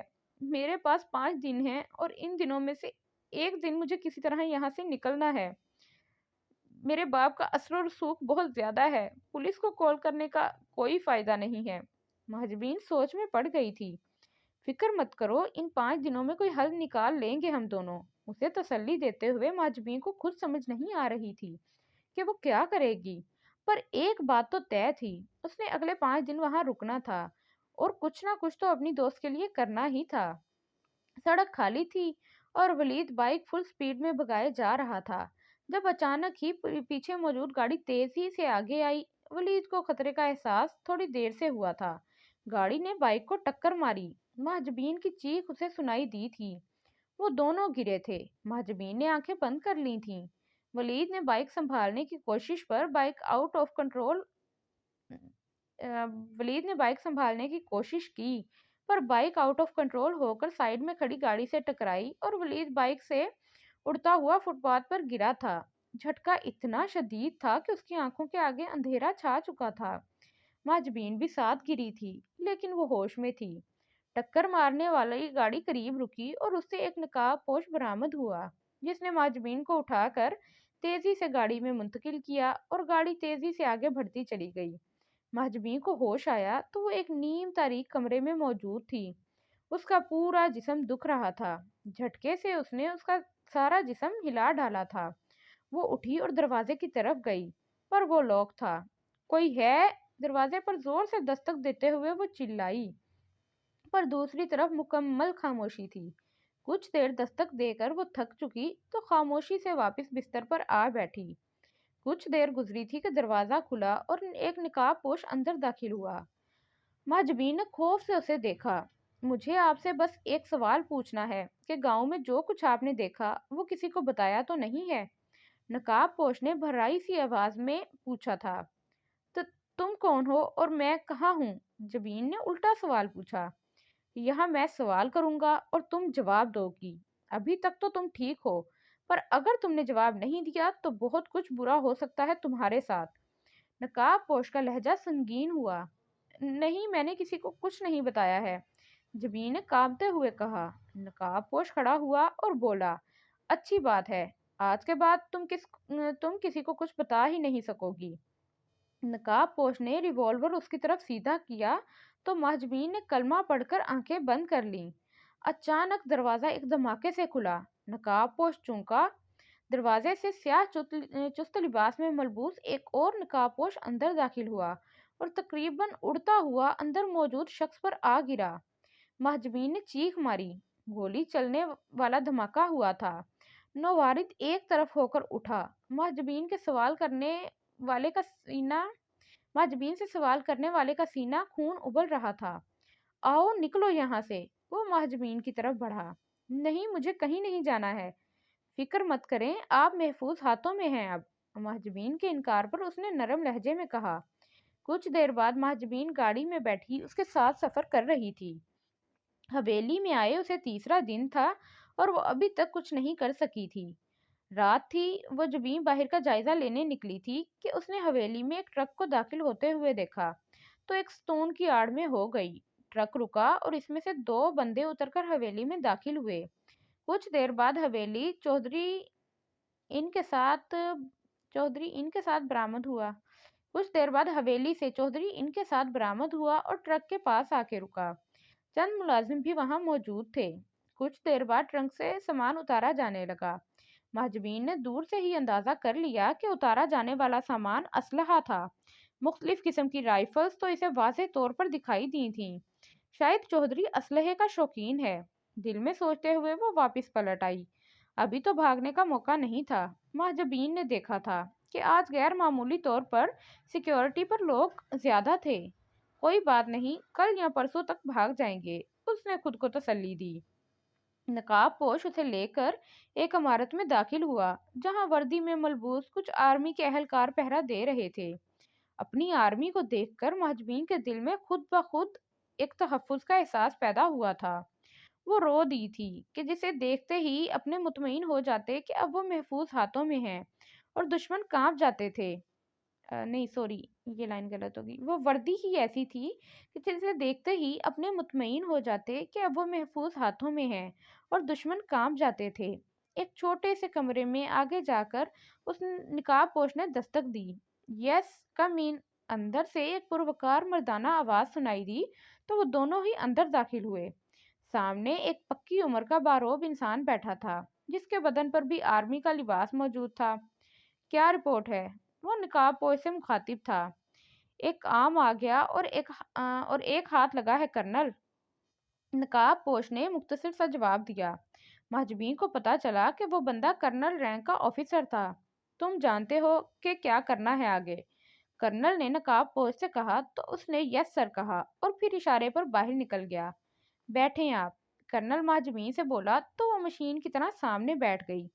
کیسے ہو بچے؟ فکر مت کرو، تم محفوظ ہاتھوں میں ہو، تمہیں جلد گھر پہنچا دیا جائے گا، شفقت سے کرنل نے حال چال پوچھ کر اسے تسلی دی تھی۔ جی ٹھیک ہوں سر، بس مجھے گھر جانے کی اجازت دے دیں۔ ہاں ضرور بچے، بس کیپٹن آ جائے۔ مہجبین سمجھی نہیں کہ کیپٹن تک اس کا کیا کام۔ ویسے مجھے مصطفیٰ کہتے ہیں، کرنل نے تعارف کروایا۔ جی سر، وہ اتنا ہی بول پائی تھی کہ دروازے پر دستک ہوئی۔ لگتا ہے کیپٹن آ گیا، کرنل نرمی سے بولا اور ساتھ ہی کم ان کہا۔ مہجبین نے پلٹ کر دیکھا اور پھر دروازے سے داخل ہونے والے انسان کو دیکھ کر بے ہوش ہوتے ہوتے بچی۔ وہ اور کوئی نہیں، ولید تھا جو اس وقت وردی میں تھا۔ اس نے اندر آ کر کرنل کو سیلیوٹ کیا اور پھر سنجیدگی سے کھڑا ہو گیا۔ تم یہاں کیا کر رہے ہو؟ مطلب آپ یہاں؟ مہجبین کو سمجھ نہیں آ رہی تھی۔ یہ کیپٹن ولید ہیں اور یقیناً آپ پہلے بھی ان سے مل چکی ہیں، کرنل نے نرمی سے کہا۔ مہجبین نے ولید کو دیکھا جو وردی میں بے تحاشا ہینڈسم لگ رہا تھا۔ تم نے تو مجھے بتایا نہیں کہ تم آرمی کے کیپٹن ہو، کرنل کے کمرے سے نکل کر ماہ نے ولید کو گھور کر کہا تو اس نے بے پرواہی سے کندھے اچکائے۔ ہر بات بتانی ضروری نہیں ہوتی ہے۔ ضروری ہوتی ہے مسٹر ولید، माँ की बात सुनकर वो रुका था। फिर तुमने मुझे क्यों नहीं बताया कि तुम मुसीबत में हो? माँ ने उसे घूरा और फिर होंठ को दांतों में दबाते हुए बोली, ऐसी मुसीबत के गले पड़ने के लिए लोग दुआएं करते हैं। मेरे हिसाब से तुम बद्दुआ कहना चाहती हो। वलीद ने कदम बढ़ाते हुए दोबारा चोट की थी। आगे क्या इरादा है? माँ ने उसके कदमों से कदम मिलाने की कोशिश करते हुए पूछा। सबसे पहले तो तुम मुझे वो सब कुछ बताओ जो तुमने हवेली पर देखा।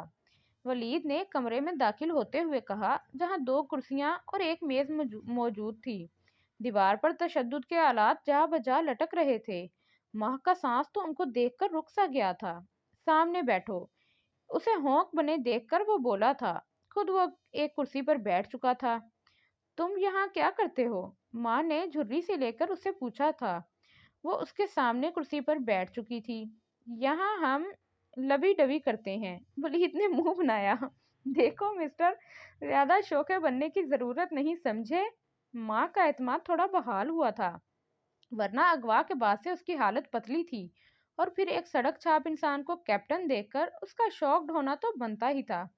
मुझे बताओ, तुमने क्या कुछ देखा? वलीद ने उसकी बात को नजरअंदाज करते हुए संजीदगी से पूछा। मेरी दोस्त के कमरे में बहुत सा मेकअप का सामान था, एक लिपस्टिक का खाना, उफ कितने मजे के शेड्स थे इसके, और एक आईलाइनर। और ओ हेलो मैडम, मैंने ब्यूटी पार्लर नहीं खोलना है।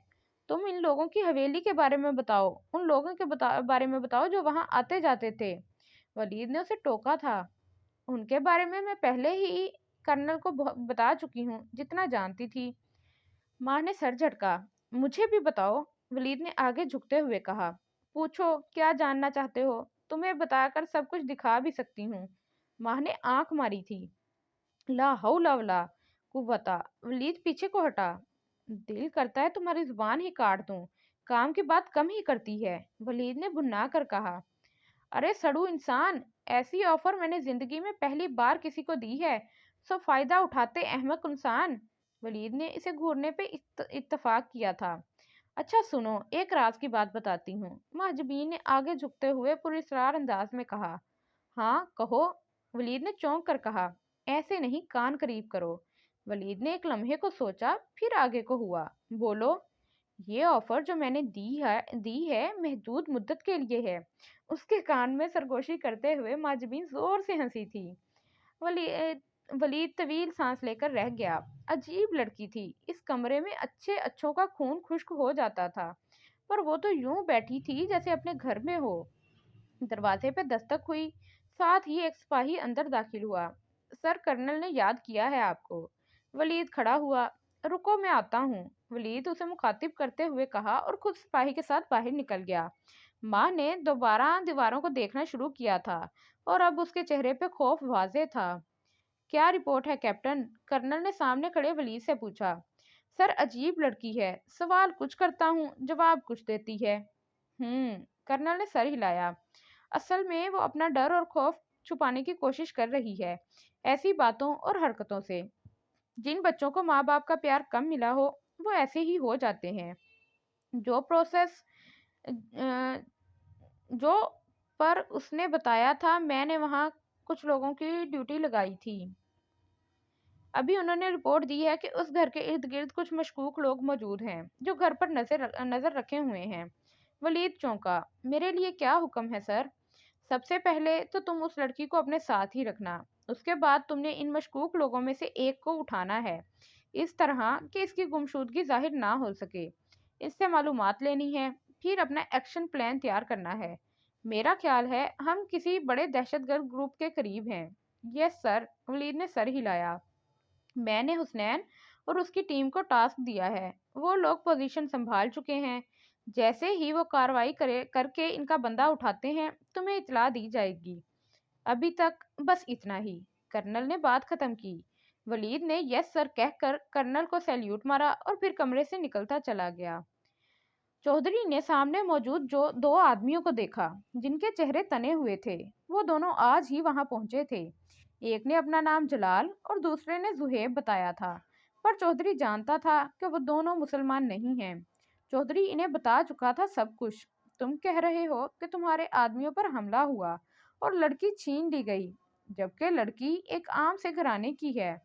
اس کا مطلب ہے کہ کچھ اور لوگ بھی اس کھیل میں شامل ہو چکے ہیں۔ جلال نے پرسوچ انداز میں کہا، مجھے ابھی تک سمجھ نہیں آ رہی ہے۔ میرے آدمی اس لڑکی کے گھر پہ نظر رکھے ہوئے ہیں، پر وہ لڑکی ابھی تک گھر نہیں پہنچی ہے۔ اس بار کوئی غلطی نہیں ہوگی۔ جیسے ہی وہ لڑکی گھر پہنچے گی، اسے میرے آدمی اٹھا لیں گے۔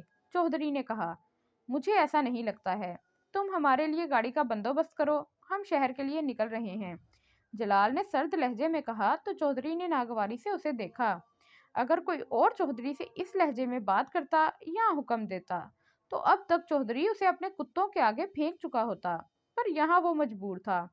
گاڑی پورچ میں موجود ہوگی کچھ دیر میں، چودھری نے ناگواری سے کہا۔ ان دونوں نے ایک دوسرے کو دیکھا اور پھر کھڑے ہو گئے۔ تب تک ہم حویلی کا جائزہ لیتے ہیں۔ چودھری کے جواب کا انتظار کیے بغیر وہ دونوں کمرے سے نکل چکے تھے۔ گاڑی تیزی سے فراق سڑک پر بھاگے جا رہی تھی۔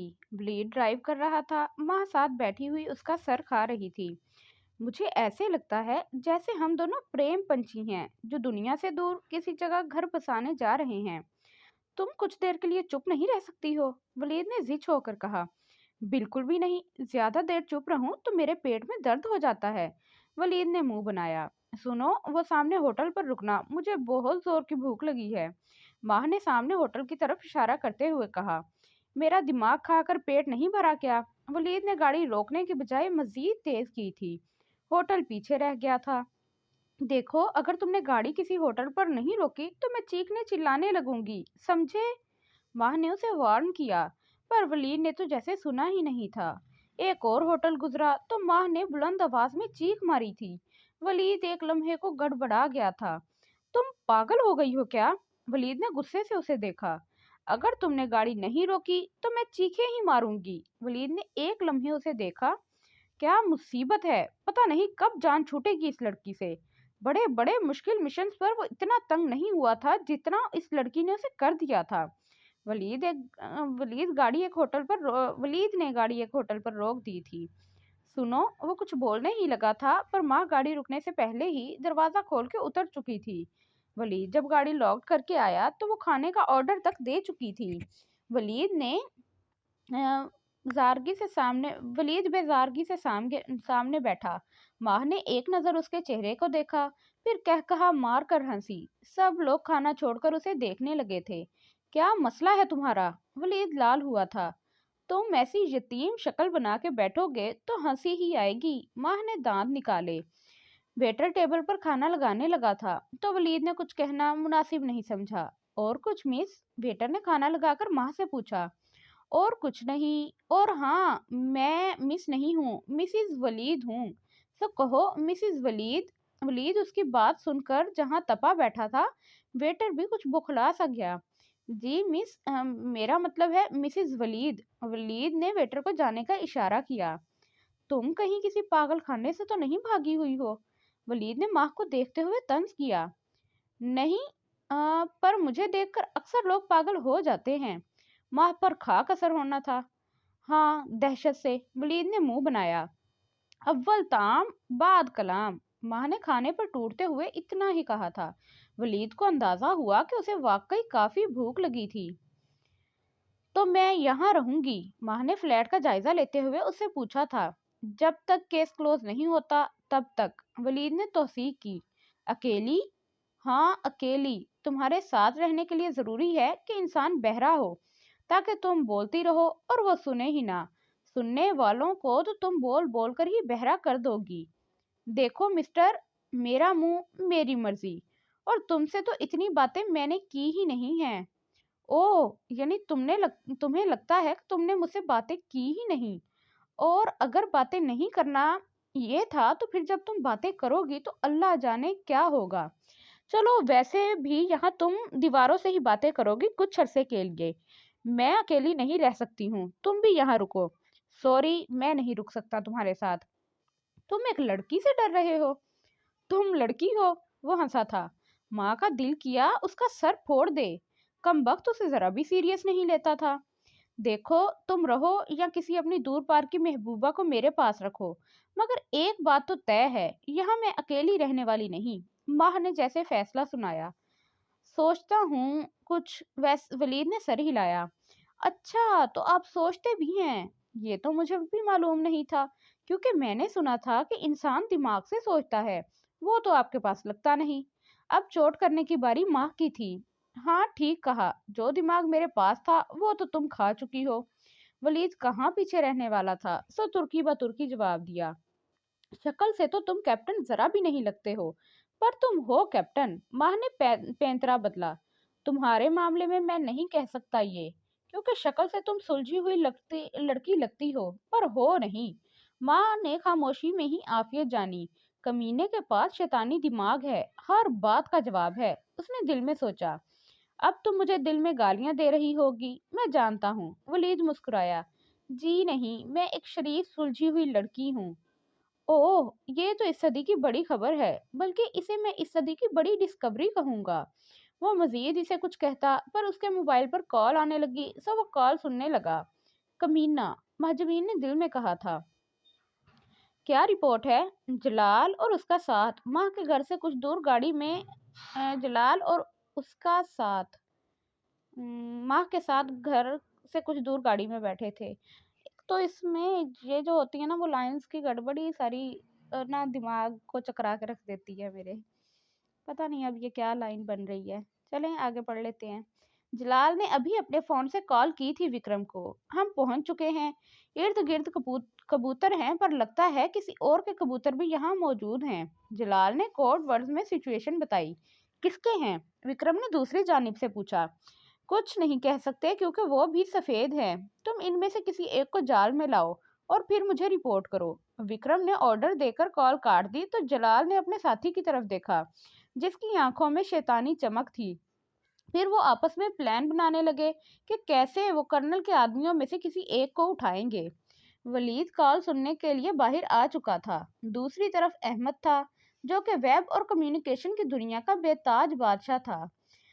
वो दोनों एक ही रैंक के थे और दोनों एक साथ ही पढ़े थे, सो इन दोनों में काफी फ्रैंकनेस थी। क्या खबर है यार? वलीद सलाम दुआ करने के बाद उससे पूछ रहा था। यार, हुसनैन की टीम जिस एरिया में मौजूद है, वहां उसे अभी एक कॉल पड़ोसी मुल्क गई है। कॉल सैटेलाइट फोन से हुई है। मैं ये सर्विस प्रोवाइड करने वाली कंपनी के सिस्टम में पहले ही घुसा हुआ था, क्योंकि पाकिस्तान में एक यही कंपनी सर्विस दे रही है। तो कॉल क्या थी? वलीद ने पूछा। रुको, मैं टेप सुनाता हूँ। अहमद ने दूसरी तरफ टेप चलाई थी। ओह, यानी अब कबूतर उकाबों का शिकार करेंगे? वलीद हंसा था। हाँ, इनका यही ख्याल है। अहमद ने भी हंसकर कहा। चलो, मैं वहां जा रहा हूँ, फिर बात करते हैं कुछ देर तक। वलीद ने कॉल काट दी। वलीद फ्लैट में दाखिल हुआ। माँ सामने सोफे पर ही लंबी तान कर सो चुकी थी। एक शरीर जुल्फों की लट उसके माथे पे झुकी हुई थी। वलीद मुस्कुराया। वो उसे जगाने के लिए उसकी तरफ बढ़ा, पर फिर कुछ सोच के रुक गया। वो कुछ देर वहां खड़ा कुछ सोचता रहा, फिर तेजी से बाहर की जानिब लपका। अब वो सामने फ्लैट के दरवाजे पे खड़ा था, दस्तक दे रहा था। कौन? अंदर से आवाज आई। उकाब, वलीद ने आहिस्ता से कहा, तो दरवाजा खुला। सामने एक लड़की और एक लड़का मौजूद था। नजर रखना तुम, मैं जा रहा हूँ, वलीद ने कहा, तो दोनों ने सर हिलाया। वलीद खामोशी से लिफ्ट की तरफ बढ़ गया। कुछ देर बाद वो गाड़ी में बैठा माँ के घर की जानिब उड़ा जा रहा था। साथ ही वो हुसनैन के साथ फोन पर अपना प्लान डिस्कस कर रहा था। बाला गुज्जर सख्त गुस्से में था। हाथ आई लड़की निकल गई। उसे माँ से मोहब्बत नहीं थी। वो ऐसी कई शादियां कर चुका था। वो शहर का सबसे बाअसर इंसान था, जिसकी अपनी कंपनियां थीं, पर सिर्फ स्याह पैसे को सफेद करने का बहाना थी। इसका असल कारोबार लड़कियां थीं, जो वो शादी करके फिर बैरून मुल्क स्मगल करता था। शहर भर में उसके कई कारिंदे ये काम करते थे, किसी से खुद शादी करके, तो किसी को मुल्क से बाहर के ख्वाब दिखाकर। बाहर वो इन लड़कियों को महंगे दामों बेचते थे, जिनसे फिर जिस्म फरोशी कराई जाती थी। माँ की तस्वीर उसने बाहर मौजूद अपने खरीदारों को दिखाई थी। वो सब भी इसे मुंह मांगी कीमत देने को तैयार थे, पर वो लड़की इसके साथ हाथ कर गई थी। पर वो भी किसी सूरत में पीछे हटने के लिए तैयार नहीं था। उसे मालूम था कि अगर इसने वो लड़की किसी को ना दी, तो उसकी साख खत्म हो जाएगी। शहर में उसके करिंदे माह को ढूंढते फिर रहे थे। उसे यकीन था कि वो इसे زمین کھود کر بھی نکال لیں گے۔ کیا رپورٹ ہے حسنین؟ ولید اس وقت اب ایک اونچی بلڈنگ پر حسنین کے ساتھ کھڑا تھا۔ چارہ ڈال دیا گیا ہے۔ حسنین نے اسے میز سے دوسری دوربین اٹھا کر دیتے ہوئے ایک سمت اشارہ کیا تھا۔ ولید نے دوربین آنکھوں سے لگائی۔ ان کی ٹیم کا ایک بندہ بے پرواہی سے نسبتاً ایک ویران جگہ کھڑا سگریٹ پی رہا تھا۔ ولید نے حسنین کو سراہا۔ وہ جگہ آسانی سے ان کی نظروں میں تھی۔ دوسری ٹیم کہاں ہے؟ ولید نے پوچھا۔ وہ سٹینڈ بائی پہ ہے، جیسے ہی کوئی حرکت ہوتی ہے وہ دیکھیں گے۔ ولید نے سر ہلایا۔ کچھ ہی دیر گزری تھی کہ دور سے ایک سیاہ کار تیزی سے آتی ہوئی دکھائی دی۔ ولید چونکا۔ کار ان کی ٹیم ممبر کے پاس رکی اور اس میں سے دو بندے پستول تاننے اترے۔ اب وہ ان کے ٹیم ممبر، جن کا نام حسیب تھا، اس سے گن پوائنٹ پر گاڑی پر بٹھا چکے تھے۔ گیم شروع ہو چکی ہے۔ ولید نے دوربین رکھی اور سیڑھیوں کی جانب بھاگا۔ حسنین بھی اس کے تعاقب میں اس کے پیچھے بھاگا تھا۔ ولید اور حسنین اس گاڑی کا پیچھا کر رہے تھے جس میں حسیب موجود تھا۔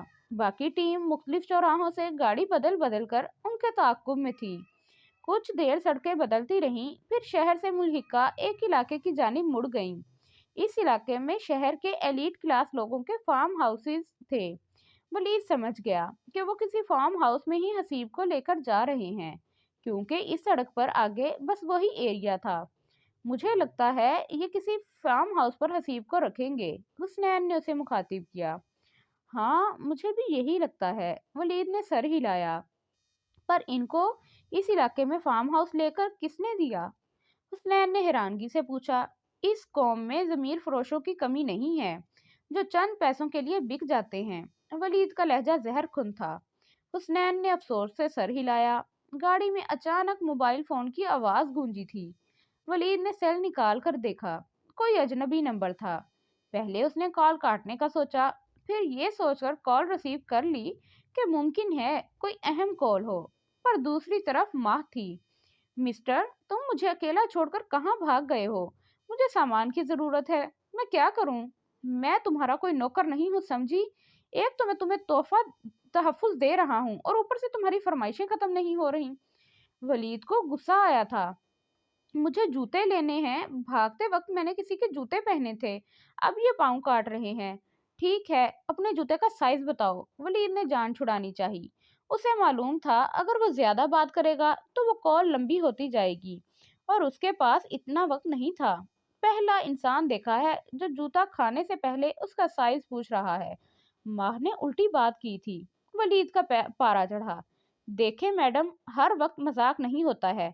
میں آپ کو عورت سمجھ کر آپ کی باتیں سن رہا ہوں، پر آپ حدیں پار کر رہی ہیں۔ دوبارہ کوئی فضول بات کرنے سے پہلے سوچ لیجئے گا۔ میں آپ کو سڑک پر اسی جگہ چھوڑ آؤں گا جہاں سے آپ ملی تھیں۔ دوبارہ مجھے کوئی فضول کال نہ ملے آپ کی، اور مجھے اور بھی کام ہوتے ہیں آپ کی جگتے سننے کے علاوہ۔ ولید نے کال کاٹ دی تھی۔ حسنین خاموشی سے اس کی باتیں سن رہا تھا۔ کیا ہوا؟ کچھ نہیں یار، بس ایک مصیبت گلے پڑ گئی میرے۔ اب اسی کی وجہ سے ان لوگوں کا سراغ ملا ہے ہمیں، پر کچھ زیادہ ہی دماغ کھاتی ہے۔ حسنین مسکرا دیا۔ اب گاڑی فارم ہاؤس کے ایریا میں گھوم رہی تھی۔ کچھ دیر بعد سامنے والی گاڑی ایک فارم ہاؤس کے سامنے رک گئی۔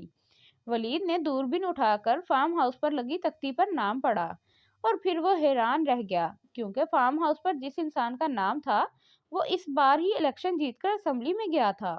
گاڑی فارم ہاؤس میں داخل ہو چکی تھی اور راہنی گیٹ بند ہو چکا تھا۔ اس کی طرف سے سگنل ملا تھا کہ وہ اپنی اپنی پوزیشن سنبھال چکے ہیں۔ کچھ دیر بعد ٹیم ولید فارم ہاؤس کا جائزہ لے رہا تھا۔ چھت پر اور گیٹ پر اسے کچھ مسلح اہلکار دکھائی دے رہے تھے۔ ولید نے حسنین کو دیکھا جس کی آنکھیں چمک رہی تھیں۔ یہ ایکشن کا وقت ہوا چاہتا ہے دوست، حسنین نے جوش سے کہا۔ ولید نے سر ہلایا۔ چلو گدھوں کا شکار کریں جو اس ملک کو نوچ رہے ہیں، ولید نے گاڑی سے اترتے ہوئے کہا۔ حسنین بھی گاڑی سے اتر چکا تھا۔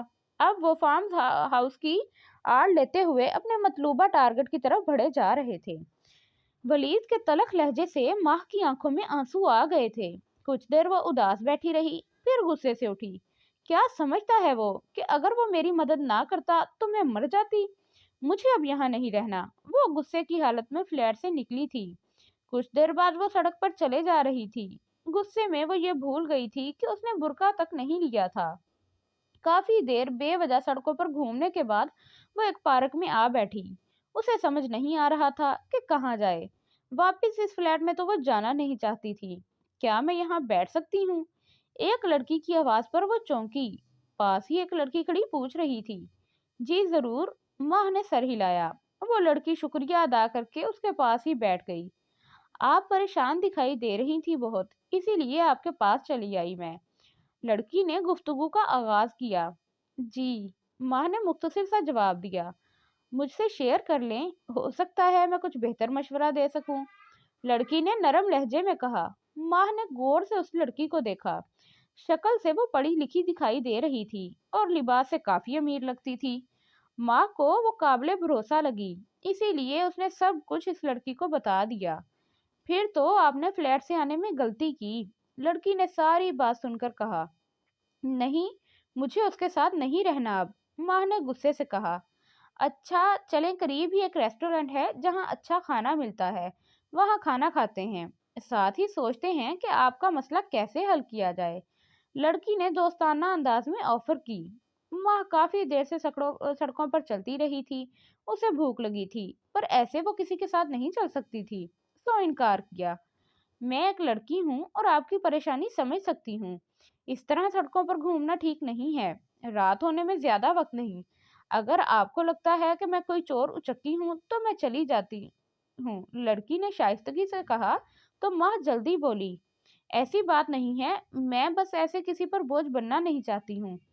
अरे बोझ कैसा, आप चले मेरे साथ, लड़की ने माँ का बाजू पकड़कर खींचते हुए कहा। तो माँ ने एक लम्हे को सोचा, फिर उठ खड़ी हुई।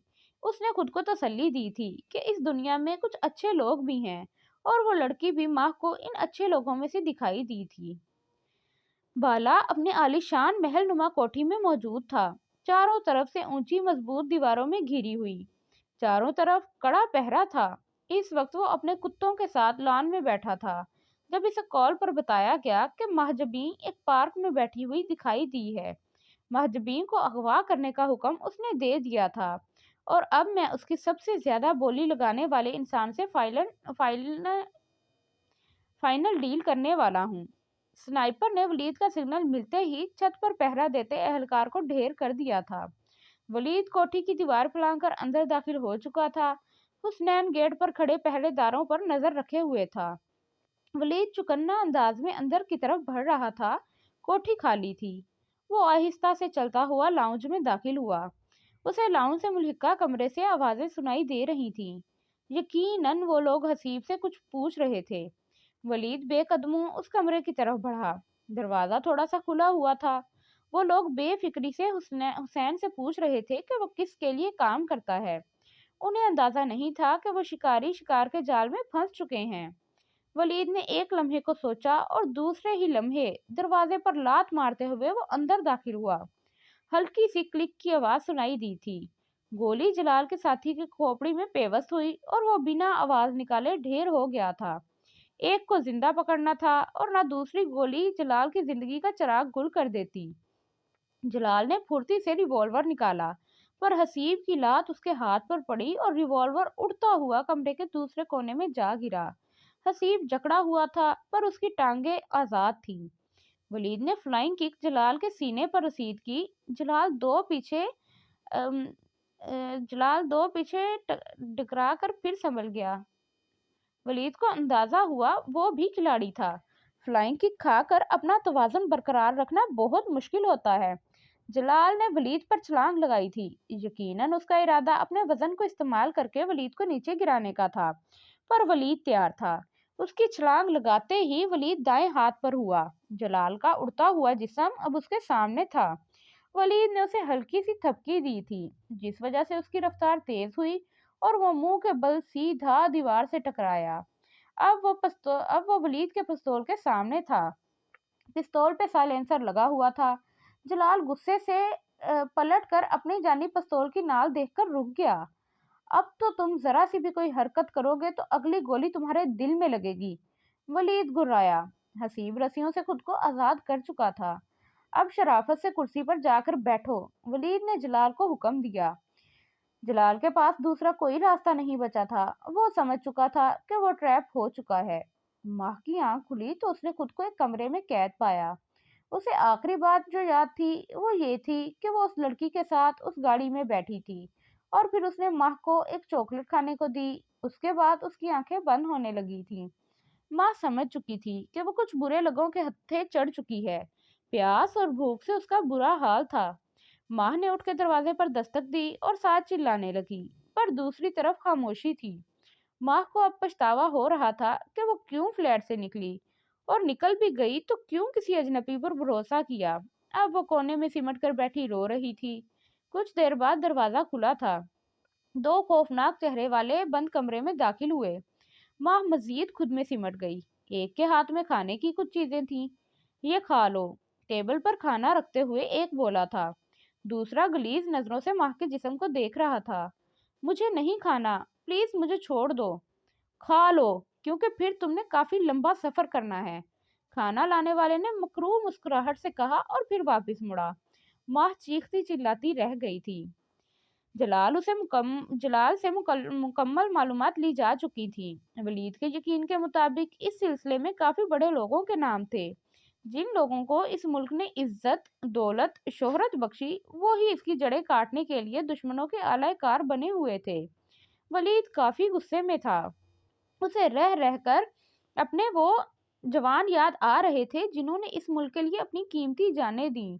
अभी वो कर्नल के सामने खड़ा उनसे इजाजत मांग रहा था कि इसे इन लोगों पर हाथ डालने की इजाजत दी जाए। कर्नल काफी देर से खामोश थे। हम ऐसे उन पर हाथ नहीं डाल सकते हैं। काफी देर बाद कर्नल ने कहा, पर क्यों सर? इन नासूरों को खत्म करना जरूरी है। अगर ये रहे तो ऐसे ही इस मुल्क का खाकर नमक हरामी करते रहेंगे। वलीद ने बेचैनी से कहा था, मैंने ये नहीं कहा कि उनको खुली छूट दे रहे हैं। हम अगर सीधा उन पर हाथ डालेंगे तो इस सिस्टम में उनके पाले हुए ब्यूरोक्रेट्स उनको तहफ्फुज़ फराहम करेंगे। सियासी दबाव और अवाम का रद्द अमल भी मिलेगा। ऐसे लोगों के पैरोकार भी जाहिल ही होते हैं। उन उससे इलाकाई सतह पर अमनो अमान की सूरत हाल खराब हो सकती है। मैंने तुम्हारी रिपोर्ट आने के बाद से ही एक खसूसी टीम तश्कील दी है। वो इस एमपीए को रास्ते में उठाएंगे और इसे वारदात का रंग दिया जाएगा कि अगवा बराए तावान का केस है। मुझे भी इस टीम में शामिल होना है सर, वलीद ने जोश से कहा। नहीं, तुमने उस चौधरी को पकड़ना है जो सरहद से पार आने वाले टेररिस्ट को पनाह और रिहाइशगाह फराहम करता है। ठीक है सर, वलीद ने सर हिलाया। अब तुम जा सकते हो। कर्नल ने उसे जाने का इशारा दिया तो वह सल्यूट करके बाहर निकल आया। अभी उसने 2 कदम ही लिए थे कि सामने उसे अली और उसकी बीवी आती हुई दिखाई दी। इन दोनों को वहां देखकर वो चौंका था, क्योंकि इनको इसने माह पर नजर रखने का कहा था। कुछ देर बाद वो वलीद को सारी सूरत हाल बता चुके थे। मतलब वो लड़की इसकी दोस्त थी जिसके साथ वो गई है? वलीद ने अली से पूछा। सर, लगता तो ऐसे ही है, क्योंकि इन दोनों ने काफी देर आपस में बात की और फिर माँ उसके साथ चली गई, अली ने बताया। अच्छा, ठीक है। फिर भी इस कोठी पर नजर रखना। अगर माजबी कहीं आती जाती दिखाई दे तो छेड़ना मत उसे। हाँ, कोई मुश्किल हो तो मदद करना। ओके सर, अली ने सर हिलाया। अब वलीद गांव जाने का प्लान तरतीब दे रहा था। अली जा चुका था। माजबी ने काफी देर इंतजार किया कि कोई दोबारा आएगा, पर वो लोग तो जैसे इसे भूल ही गए। जब वो पहले अगवा हुई थी और ऐन वक्त पर वलीद ने उसे बचाया था, उसके बाद अब उसे यकीन था कि कुछ देर तक वलीद पहुंच जाएगा और उसे छुड़ा लेगा। पर इतना वक्त गुजर चुका था और वलीद का अता पता नहीं था। उसने एक बार फिर उठकर दरवाजा जोर से बजाया और 7 आवाजें दी, पर दूसरी तरफ मुकम्मल खामोशी थी। अब उसे भूख और प्यास सता रही थी। खाना उसके सामने ही पड़ा हुआ था, पर वो उसे खाना नहीं चाहती थी। पर अब भूख और प्यास के हाथों मजबूर होकर वो खाना खाने लगी थी। खाना खाकर वो दीवार से टेक लगाकर बैठ चुकी थी और दिल में दुआ कर रही थी कि वलीद को उसके अगवा का पता लग जाए। खाना खाकर कुछ ही देर गुजरी थी कि उसकी आंखें बंद होने लगीं। उसने खुद को जगाने की कोशिश की थी, पर बेसूद। बेहोश होने से पहले उसे एहसास हुआ था कि खाने में नशा आवर कोई चीज थी। उसे बेहोश हुए कुछ ही देर गुजरी थी, एक वही 2 आदमी कमरे में दाखिल हुए। ایک نے ماں کو اٹھا کر کاندھے پر لادا اور پھر وہ آگے پیچھے کمرے سے نکلتے چلے گئے۔ ولید کامیاب آپریشن کے بعد ہیڈ کوارٹر لوٹ چکا تھا۔ ایک دن میں ہی سب کچھ ہو گیا تھا۔ چودھری اس وقت ان کی تحویل میں تھا اور جو پتے اس نے بتائے تھے ان پر ان کی ٹیمیں مصروف تھیں۔ آفس میں بیٹھے ہوئے اچانک اسے ماہ کا خیال آیا تھا۔ ماہ کے خیال پہ وہ مسکرا دیا تھا۔ عجیب مصیبت لڑکی ہے، پتہ نہیں اب کس کا دماغ کھا رہی ہوگی، اس نے سوچا اور پھر جیب سے موبائل نکال کر علی کو کال کرنے لگا۔ کیا رپورٹ ہے لڑکی کی؟ اس نے علی سے پوچھا۔ سر، کل سے وہ دوبارہ دکھائی نہیں دی۔ وہ لڑکی 2 بار آتی جاتی دکھائی دی ہے پر ماں تو کوٹھی سے ہی نہیں نکلی۔ ولید نے اوکے کہہ کے فون کاٹ دیا، پھر ٹیبل پر سے ٹیلی فون اٹھایا۔ یس سر، دوسری طرف سے مؤدبانہ لہجے میں کہا گیا۔ ایک کوٹھی کی ڈیٹیلز بھیج رہا ہوں، چیک کر کے ابھی بتاؤ کہ کس کے نام پر ہے۔ ولید نے ایریا اور کوٹھی کا نمبر بتا کر ریسیور کریڈل پر رکھا اور پھر انتظار کرنے لگا۔ کچھ دیر بعد فون کی گھنٹی بجی تھی۔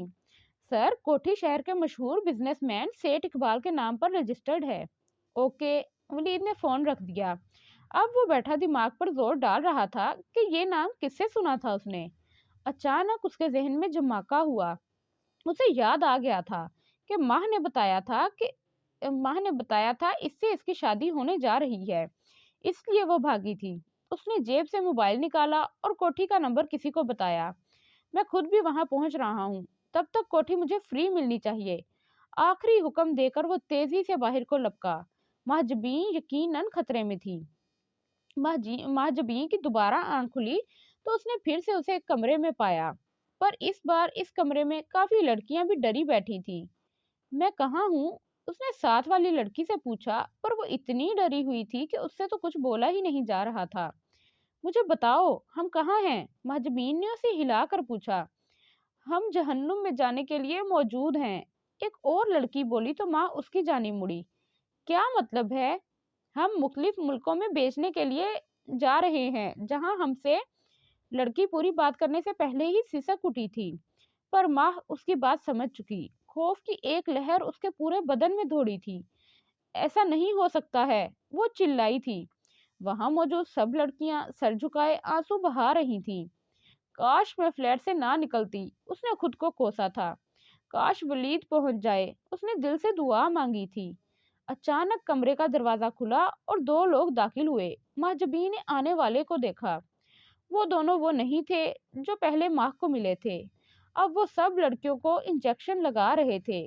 لڑکیاں چیخ چلا رہی تھیں، پر وہ کہاں ان کی سن رہے تھے۔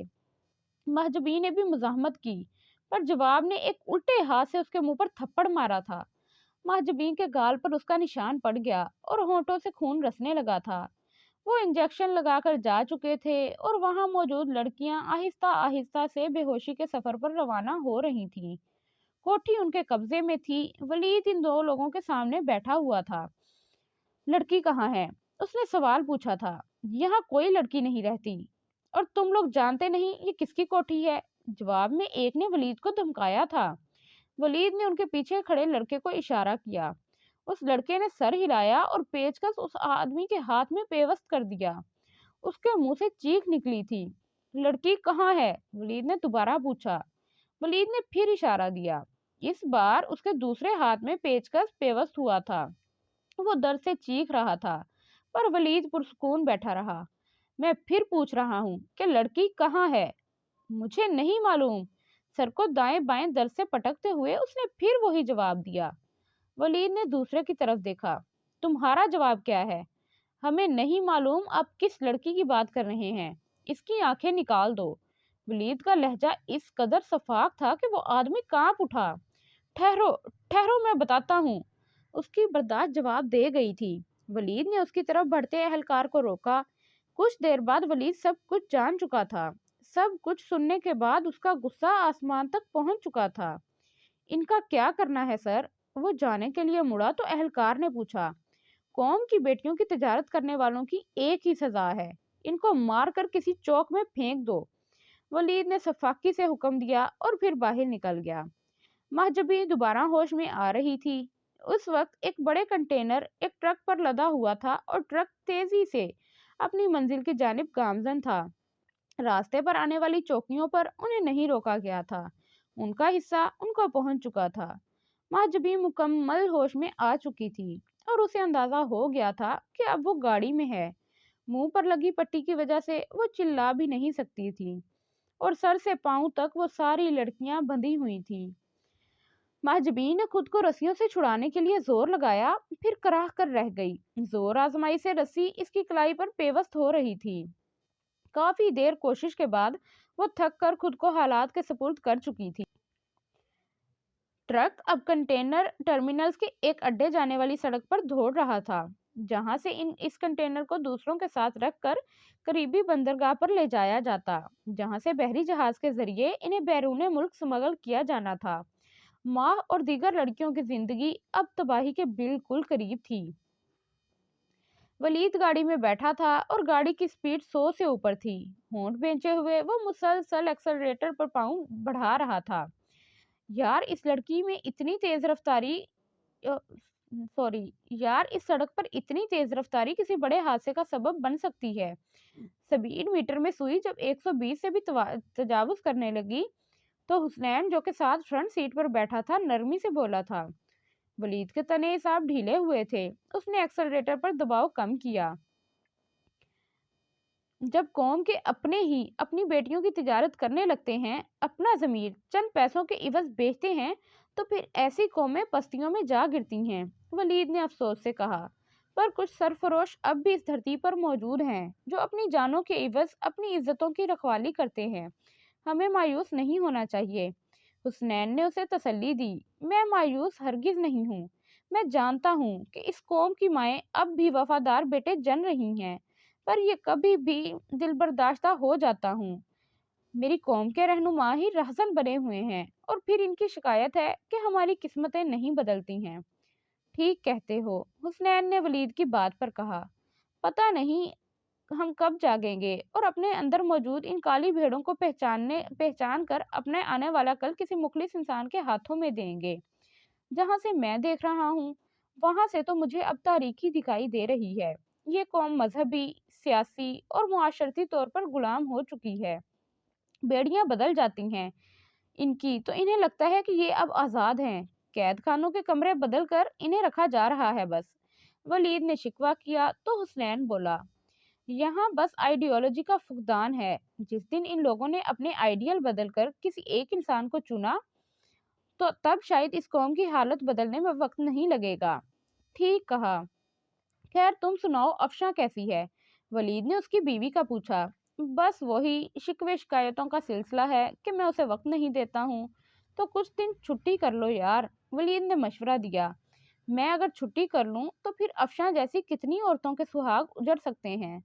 बात तो ठीक है, पर फिर भी तुम्हारी नई शादी हुई है, उसका हक बनता है। चलो इस मिशन के बाद कुछ दिन छुट्टी पर जाऊंगा, हुसनैन ने इसकी बात सुनकर कहा। वलीद ने सर हिलाया और कुछ कहने के लिए मुंह खोला ही था कि एक स्याह हाईलैक्स गाड़ी ने साइड से इनकी गाड़ी को टक्कर मारी थी। वलीद ने गाड़ी संभालने की कोशिश की, मगर अगले ही लम्हे इस गाड़ी से राइफल ने उन पर फायरिंग शुरू कर दी थी। एक गोली शीशा तोड़ते हुए वलीद के बाजू पर लगी और उसके हाथ से स्टेयरिंग छूटा। गाड़ी झूलती हुई उलट गई थी। वलीद की आंखों के आगे अंधेरा छा रहा था, पर वो अपने आप को होश में रखने की कोशिश कर रहा था। विक्रम अपने ऑफिस में बुरी तरह टहल रहा था। उसे खबर मिल चुकी थी कि उसके 2 एजेंट्स पकड़े जा चुके हैं और सरहद पर लगाया गया इतना बड़ा सेटअप तबाह किया जा चुका है। इतनी मेहनत और पैसा लगाकर उसके हाथ कुछ भी नहीं आया था। टेलीफोन की घंटी बजी तो विक्रम ने झपट कर फोन उठाया। काम हो गया है, मुझे तफसील बताओ, विक्रम ने पूछा। सर, वो दोनों एजेंट जिन्होंने हमारे मिशन को नाकाम बनाया था, उनकी फुटेज हमने हवेली में लगाए गए खुफिया कैमरों से हासिल कर ली थी। फिर कुछ तलाश के बाद उनका सुराग मिला। वो दोनों गाड़ी में कहीं जा रहे थे।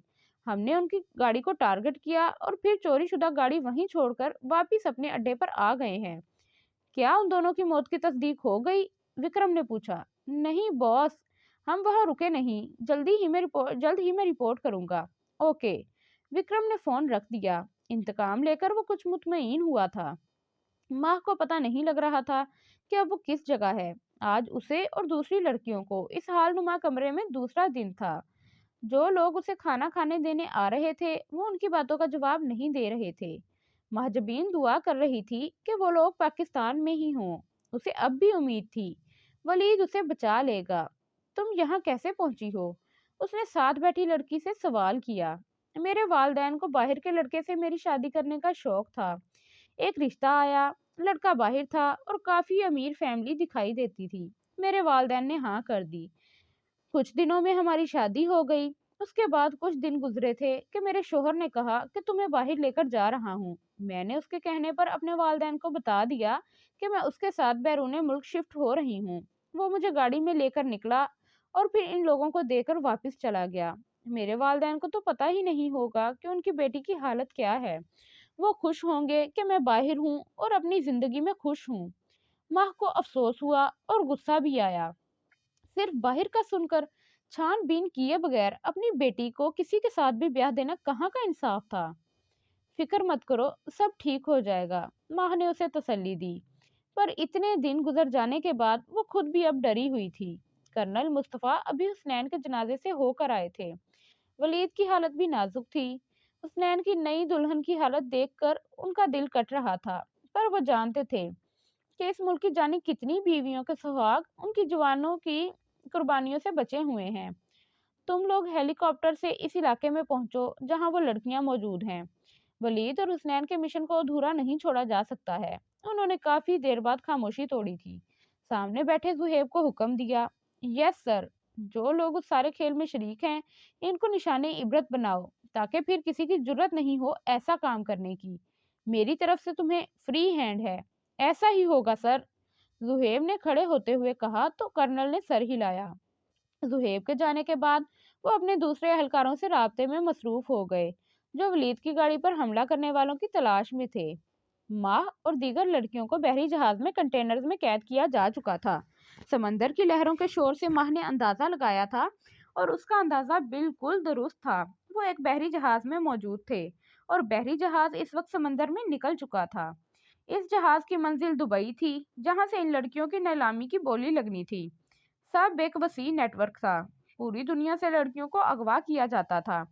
ज्यादातर लड़कियां तरक्की पजीर ममालिक या फिर जंग ज़दा इलाकों से उठाई जाती थी जहां से फिर इन्हें आलमी मार्केट में महंगे दामों फरोख्त कर दिया जाता था। जहाज पर इस वक्त चंद एक लोग ही मौजूद थे।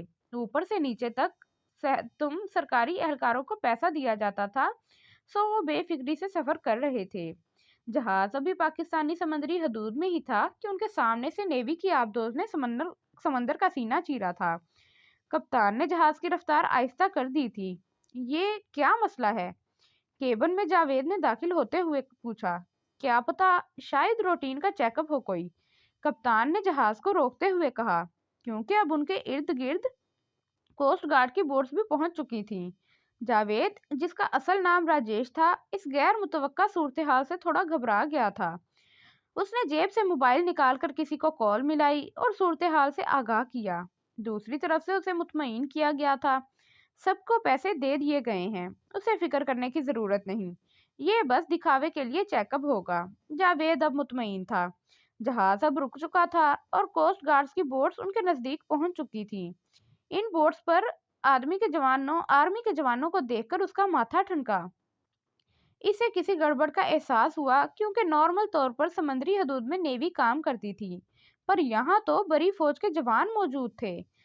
अगले कुछ लम्हों में इस पे सूरत हाल वाज़ेह हो चुकी थी। जहाज कब्जे में लिया जा चुका था। जावेद और उसके दीगर साथी इस वक्त बंदूकों के सामने खड़े हुए पेचोताप खा रहे थे। जहाज वापस मोड़ लिया गया था।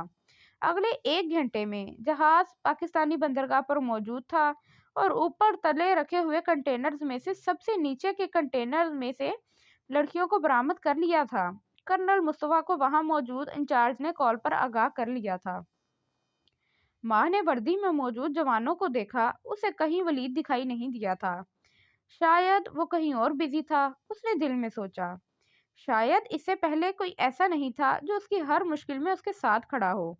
इतने मुश्किल वक्त में जब उसे स्मगल कर रहे थे, उसे यकीन था वलीद उसे बचा लेगा। उसे और दीगर लड़कियों को बचा लिया गया था, पर वो नहीं आया था। उसे शुक्र अदा करना चाहिए था।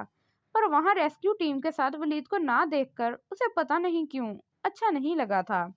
لڑکیاں گاڑیوں میں بیٹھ چکی تھیں اور وہ بھی۔ کیپٹن ولید کہاں ہے؟ اس سے رہا نہیں گیا سو پوچھ لیا۔ وہ ہسپتال میں ہے، ڈرائیور نے کہا، اور ایک لمحے کے لیے اس کا دل رکا تھا۔ وہ ٹھیک ہے؟ رضا نے اس کی حالت دیکھ کر کہا تو اس کی جان میں جان آئی۔ اور حسنین بھائی کدھر ہیں؟ کچھ دیر بعد اس نے پھر پوچھا۔ وہ اب اس دنیا میں نہیں رہے، رضا نے آہستہ سے کہا۔ ماہ کو یقین نہیں آیا تھا۔ اسے ولید نے بتایا تھا کہ اس کی شادی ابھی ہوئی تھی اور اب اس کی آنکھیں نم ہو گئی تھیں۔ ماں جبین ولید کے پاس بیٹھی ہوئی تھی۔ وہ ابھی کچھ دیر میں پہنچی تھی۔ ڈاکٹرز نے ولید کو ڈسچارج کر دیا تھا۔ وہ ابھی اسے لے کر ہسپتال سے فلیٹ پر آیا تھا۔ مجھے تم سے اتنی حماقت کی توقع ہرگز نہیں تھی۔ تم جانتی تھی شہر میں تمہارے لیے بھوکے کتوں کی طرح بالے کے آدمی گھوم رہے ہیں، تم پھر بھی منہ اٹھا کر یہاں سے نکل گئی۔ ولید کافی غصے میں تھا۔ سوری، مجھے لگا۔ کیا لگا؟ یہ کہ ہمیں کوئی اور کام نہیں ہے تمہارے پیچھے پیچھے پھرنے کے، تمہیں پروٹیکٹ کرنے کے؟ ولید نے اس کی بات کاٹ کر سخت لہجے میں کہا۔ دیکھیں، مجھ سے غلطی ہو گئی، میں مانتی ہوں۔ یہ غلطی نہیں ہے۔ تم جانتی ہو اگر میری ٹیم کچھ دیر اور لگ جاتی تمہیں ٹریس کرنے میں تو کیا ہوتا؟ آج تم کسی ملینئر کے بستر یا کسی شیخ کے حرم میں ہوتی، یا پھر کسی امریکہ کے کلب میں بار ڈانسر ہوتی، یا پھر… ولید نے اس کی آنکھوں میں نمی اترتی دیکھی تو وہ خاموش ہو گیا۔ کچھ دیر خاموشی رہی، پھر وہ قدرے نرمی سے بولا۔ لڑکیوں کو اپنا ہر قدم سوچ سمجھ کر اٹھانا چاہیے، کیونکہ ان کا ایک غلط قدم کبھی ان کی عمر بھر کے راستوں میں تاریکی بکھیر دیتا ہے۔ خیر، میں امید کرتا ہوں کہ آئندہ تم اس بات سے سبق سیکھو گی۔ اب چلو، تمہیں میں ڈاکٹر کو دکھا کر تمہارے گھر ڈراپ کر دوں۔ اب تمہیں ڈرنے کی ضرورت نہیں رہی۔ بالا اور چودھری اس وقت ہماری ایجنسی کی حراست میں ہیں۔ ولید نے اس کے کمزور اترے ہوئے چہرے کو دیکھتے ہوئے نرمی سے کہا تو ماہ نے سر ہلایا اور اس کے ساتھ جانے کے لیے اٹھ کھڑی ہوئی۔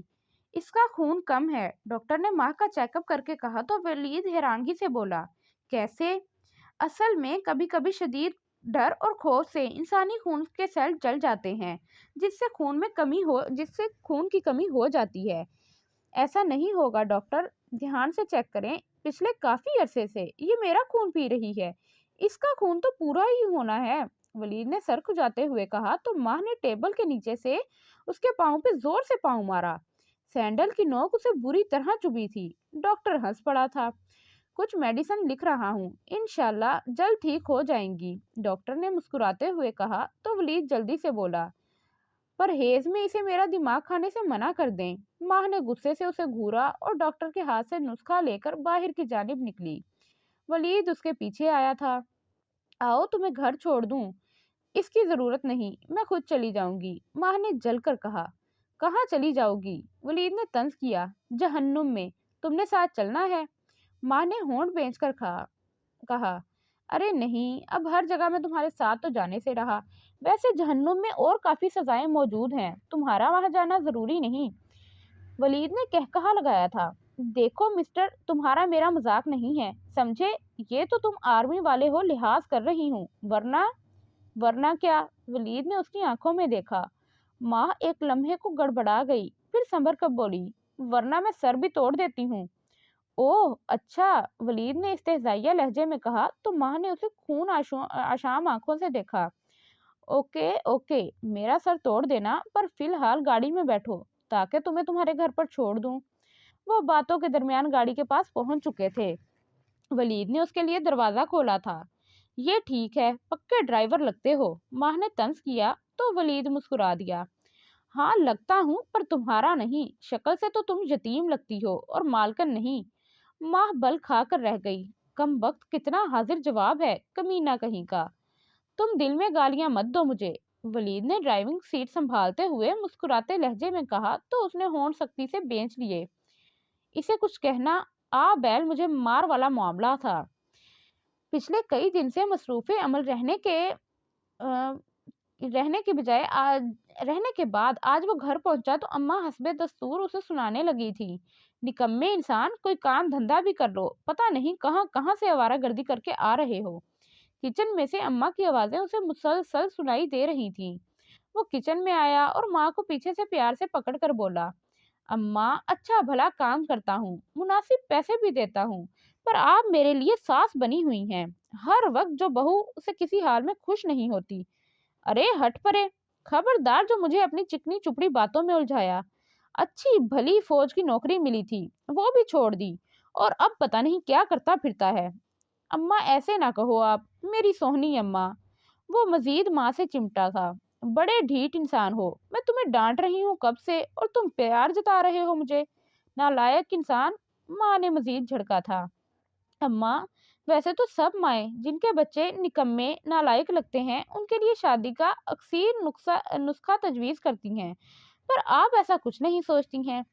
हो सकता है मैं भी शादी के बाद सुधर जाऊं। वाह मेरे लाडले, क्या बात की है। सोचना भी मत, किसी की नाजो पली बेटी को मैं तो कभी ना लाऊं। वो और माएँ होती होंगी जो ऐसा करती हैं। और हाँ, ये बात तो तुमने पहले कभी नहीं की, आज क्यों की? क्या चक्कर चलाया है? बात करते हुए उन्हें जैसे अचानक ख्याल आया था। वलीद बौखला गया। अरे अम्मा, वैसे ही मुंह से निकल गया। मैं तेरी माँ हूँ, सच बता। तुम ऐसी बात करते तो नहीं, सच सच बताओ मुझे। वलीद कहकर पछताया था। अचानक बेल बजी थी। वलीद ने शुक्र किया। जाओ देखो जरा दरवाजे पर कौन है। वलीद बाहर को लपका और दरवाजे पे माहजबी को देखकर उछल पड़ा। तुम यहाँ क्या कर रही हो? अम्मा से मिलने आई हूँ, रास्ते से हटो। अरे नहीं, वो बौखला गया। मैं तो मिलकर ही जाऊंगी, समझे? अब रास्ता दो वरना मैं चिल्लाऊंगी। तुम ये अच्छा नहीं कर रही हो, समझी? वलीद ने उसे घूरा। हाँ जानती हूँ, माँ ने उसकी हालत से लुत्फानंदोज होते हुए कहा। कौन है दरवाजे पे? वलीद के पीछे से कुद्सिया बेगम ने झांक कर दरवाजे में देखा। अस्सलाम वालेकुम अम्मी। माँ झपट कर अंदर दाखिल हुई और सीधा उनके सीने से जा लगी। वालेकुम अस्सलाम, जीती रहो। कुद्सिया बेगम ने उसके सर पर शफकत से हाथ फेरते हुए कहा। कुछ देर में वो आमने सामने बैठे थे। माफ करना बेटी, मैंने तुम्हें पहचाना नहीं। अरे अम्मी जान, वलीद ने हमारे बारे में कुछ नहीं बताया आपको? माँ ने जानबूझकर हमारे पर जोर दिया था। वलीद ने खून अशाम नजरों से उसे घूरा। कुसिया बेगम ने वलीद को देखा तो वो जल्दी से बोला, अम्मा ये मेरी कोलीग है। कोलीग क्या? कुसिया बेगम को समझ नहीं लगी थी। अम्मा मतलब हम साथ में काम करते हैं। वलीद जल्दी से बोला तो उन्होंने सर हिलाया। माँ कुछ देर उनके साथ बैठी थी, फिर दोबारा आने का कहकर चली गई। अच्छा तो ये वजह थी। उसके जाते ही कुसिया बेगम ने वलीद को घूरते हुए कहा, नहीं अम्मा ऐसा कुछ नहीं। खैर ऐसा कुछ हो भी तो लड़की बुरी नहीं है, पसंद आई मुझे। वलीद ने उनकी बात पर तवील सांस लिया था। तुमने मेरे घर आकर अच्छा नहीं किया, वलीद ने माँ को देखते हुए कहा। कौन सा हमेशा के लिए आ गई हूँ मैं? अल्लाह ना करे उम्र भर की सजा कौन झेलेगा? वलीद ने जल्दी से कहा। मुझे भी कोई शौक नहीं, समझे? वो तनक कर बोली। शुक्र है अल्लाह तेरा। वलीद ने हाथ उठाते हुए सदके दिल से कहा। आपने जो बात करनी है, जो बात करने आए हैं वो करें, मुझे देर हो रही है। माँ ने उसे देखकर कहा। असल में जब मैंने आर्मी ज्वाइन की थी उसके कुछ माह बाद मुझे स्पेशल फोर्सेस में सिलेक्ट कर लिया गया था और मैं अंडर कवर काम कर रहा हूँ। तब से बज़ाहिर इस वक्त मैंने आर्मी छोड़ दी थी और मेरी अम्मी को ये बात नहीं मालूम। उस दिन शुक्र है तुमने कुछ कहा नहीं। मैं चाहता हूँ ये बात तुम तक रहे बस। वलीद ने कहा तो माँ ने सर हिलाया। ठीक है, और कुछ? मैं मुझे मजीद कुछ नहीं कहना। वो जाने के लिए खड़ा हुआ तो वो कुछ नहीं बोली। जब वो वहां से जा रहा था तो पता नहीं क्यों माँ ने उसे तब तक देखा था जब तक वो उसकी निगाहों से ओझल नहीं हो गया था। कल तैयार रहना, कुछ लोग तुम्हें देखने आ रहे हैं। चच्ची ने उसे बताया तो वो हैरानगी से उन्हें देखने लगी। गुज़श्ता वाकयात के बाद तुम्हारे चचा ने सोचा है कि तुम्हारी शादी कर ली जाए और तुम्हारे अब्बू भी रजामंद हैं इस रिश्ते से। अब्बू तो पहले भी रजामंद थे, उसने तलखी से कहा तो चच्ची उसके पास बैठ गई। तब हमें हालात का इल्म नहीं था। तुम्हारे चचा इसलिए तो तुम्हें यहाँ लाए हैं। लड़का इनके करीबी दोस्त का बेटा है, खाते पीता घराना है। हमाद भी अभी बाहर से एमबीए करके लौटा है और अपने बाप का बिजनेस देख रहा है। चच्ची ने नरमी से उसे समझाया। पर मुझे अभी अपनी तालीम जारी रखनी है चच्ची। तुम्हारे चचा की इनसे बात हो चुकी है, उन्हें तुम्हारी तालीम से कोई मसला नहीं, वो सुलझे हुए लोग हैं। चच्ची ने कहा तो वो खामोश हो गई। अब इनकार की कोई वजह भी तो नहीं थी। चच्ची उसे चुप देखकर बोली। देखो बेटा, तुम अपने अब्बू के बारे में तो सब जानती हो। शराब और जुए की लत ने उन्हें बर्बाद कर दिया है। तुम्हारे साहब रिश्ते में उन्होंने जो कुछ किया तुम्हारे सामने है। वो तो शुक्र है तुम बच गई। तुम्हारे चचा को कानो कान खबर तक नहीं होने दी उन्होंने। वो तो आर्मी वालों का भला हो कि उन्होंने तुम्हारी जान बचाई। मैं तुम्हें फोर्स नहीं कर रही हूँ, पर ऐसे रिश्ते बार बार नहीं मिलते हैं। तुम चाहो तो हम उन्हें आने से मना कर देते हैं। चची, आपको जैसे मुनासिब लगे करें, मुझे कोई एतराज नहीं, वो कहकर लेट गई थी। चची ने उसके सर पर हाथ फेरा और कमरे से निकलते हुए बोली, कल वो तुम्हें देखने आएंगे। माह ने आंखें बंद कर ली। उसे थकन का एहसास हो रहा था। उसकी आंखों के सामने वलीद का चेहरा उभरा। कुछ वक्त के लिए हालात ने माह को उसके करीब कर दिया था। वो उसे अपना सा लगने लगा था, पर वलीद के रवैये से उसे मायूसी हुई थी। शायद अगर इन दोनों में कुछ था तो माँ की तरफ से यकतरफा था। उसने सर झटका। बचपन ही से वो मनचाही चीजों से दूर रहना सीख चुकी थी। एक वलीद भी सही, उसने दिल में सोचा था। वलीद पर हमला करने वाले और उनका तमाम नेटवर्क पकड़ा जा चुका था। कर्नल मुस्तफ़ा ने कर्नल मुस्तफ़ा ने इन दोनों को निशाने इबरत बनाने के लिए मार कर चौक में टांग दिया था। वलीद टीवी पर इस मुतल्लिक खबरें देख रहा था कि कुर्सिया बेगम चाय का कप लेकर उसके पास बैठ गई। वो लड़की फिर नहीं आई। कौन लड़की? वलीद चौंका। अरे वही जो उस दिन यहाँ आई थी। ओह अच्छा, माँ। अम्मा अब वो रोज रोज तो यहाँ आने से रही। आप उसके बारे में ज्यादा ना सोचा करें। मैं तो सोच रही हूँ और मैं चाहती हूँ कि तुम भी सोचो। मुझे उसकी आंखों में तुम्हारे लिए पसंदीदगी दिखाई दी थी। अम्मा, आप भी क्या क्या देखती और सोचती हैं। ऐसा कुछ नहीं है, वलीद ने टीवी बंद करते हुए कहा। तो कुर्सिया बेगम बोली, मुझे तो ऐसा ही लगता है, बाकी तुम्हारी मर्जी। वो चाय का कप लेकर अपने रूम की तरफ चली गई थी। वलीद ने कुछ देर सोचा। पिछले कई दिनों से माह से उसका राब्ता नहीं हुआ था। कुछ सोचकर उसने माह का नंबर डायल किया, फिर इसका फोन बंद था। वलीद के चेहरे पे फिक्रमंदी नमूदार हुई थी। हो सकता है बिजी हो। उसने दोबारा टीवी ऑन किया। काफी देर बाद उसने दोबारा नंबर डायल किया, पर फोन स्विच ऑफ ही आ रहा था। वलीद ने घड़ी देखी और फिर बाइक की चाबी लेकर घर से निकल आया। कुछ देर बाद वो माह के घर की तरफ उड़ा जा रहा था। वलीद लाउंज में बैठा हुआ था। उसके सामने महाजबीन और चची थी। वलीद ने गौर से माह को देखा, जो आज काफी बनी संवरी थी। शायद आप कहीं जाने की तैयारी कर रहे थे, मैं आ गया, वलीद ने कहा तो चची बोली, अरे नहीं बेटा, वो असल में आज माह को देखने के लिए लड़के वाले आ रहे थे, इसीलिए थोड़ी तैयारी की है। वलीद चौंका। ओह मुबारक हो। खैर मुबारक हो बेटा, तुम बैठो बातें करो, मैं किचन से कुछ भेजती हूँ तुम्हारे लिए, चच्ची ने कहा तो वलीद ने सर हिलाया। चच्ची के जाने के बाद वो हंसकर माँ से मुखातिब हुआ, तो किसके नसीब फूटे हैं भाई? उसने नजरें उठाई। सामने बैठे शख्स के चेहरे पे इत्मीनान था। जिसके भी फूटे हों, आपके तो नहीं, वो इतना ही कह सकी। हाँ मेरे नसीब अच्छे हैं बहुत, वो मुस्कुराया और फिर बात जोड़ते हुए बोला, तुम्हारा नंबर बन जा रहा था, तो मुझे परेशानी हुई कि कहीं फिर किसी मुसीबत में न फंस गई हो तुम, इसलिए चला आया।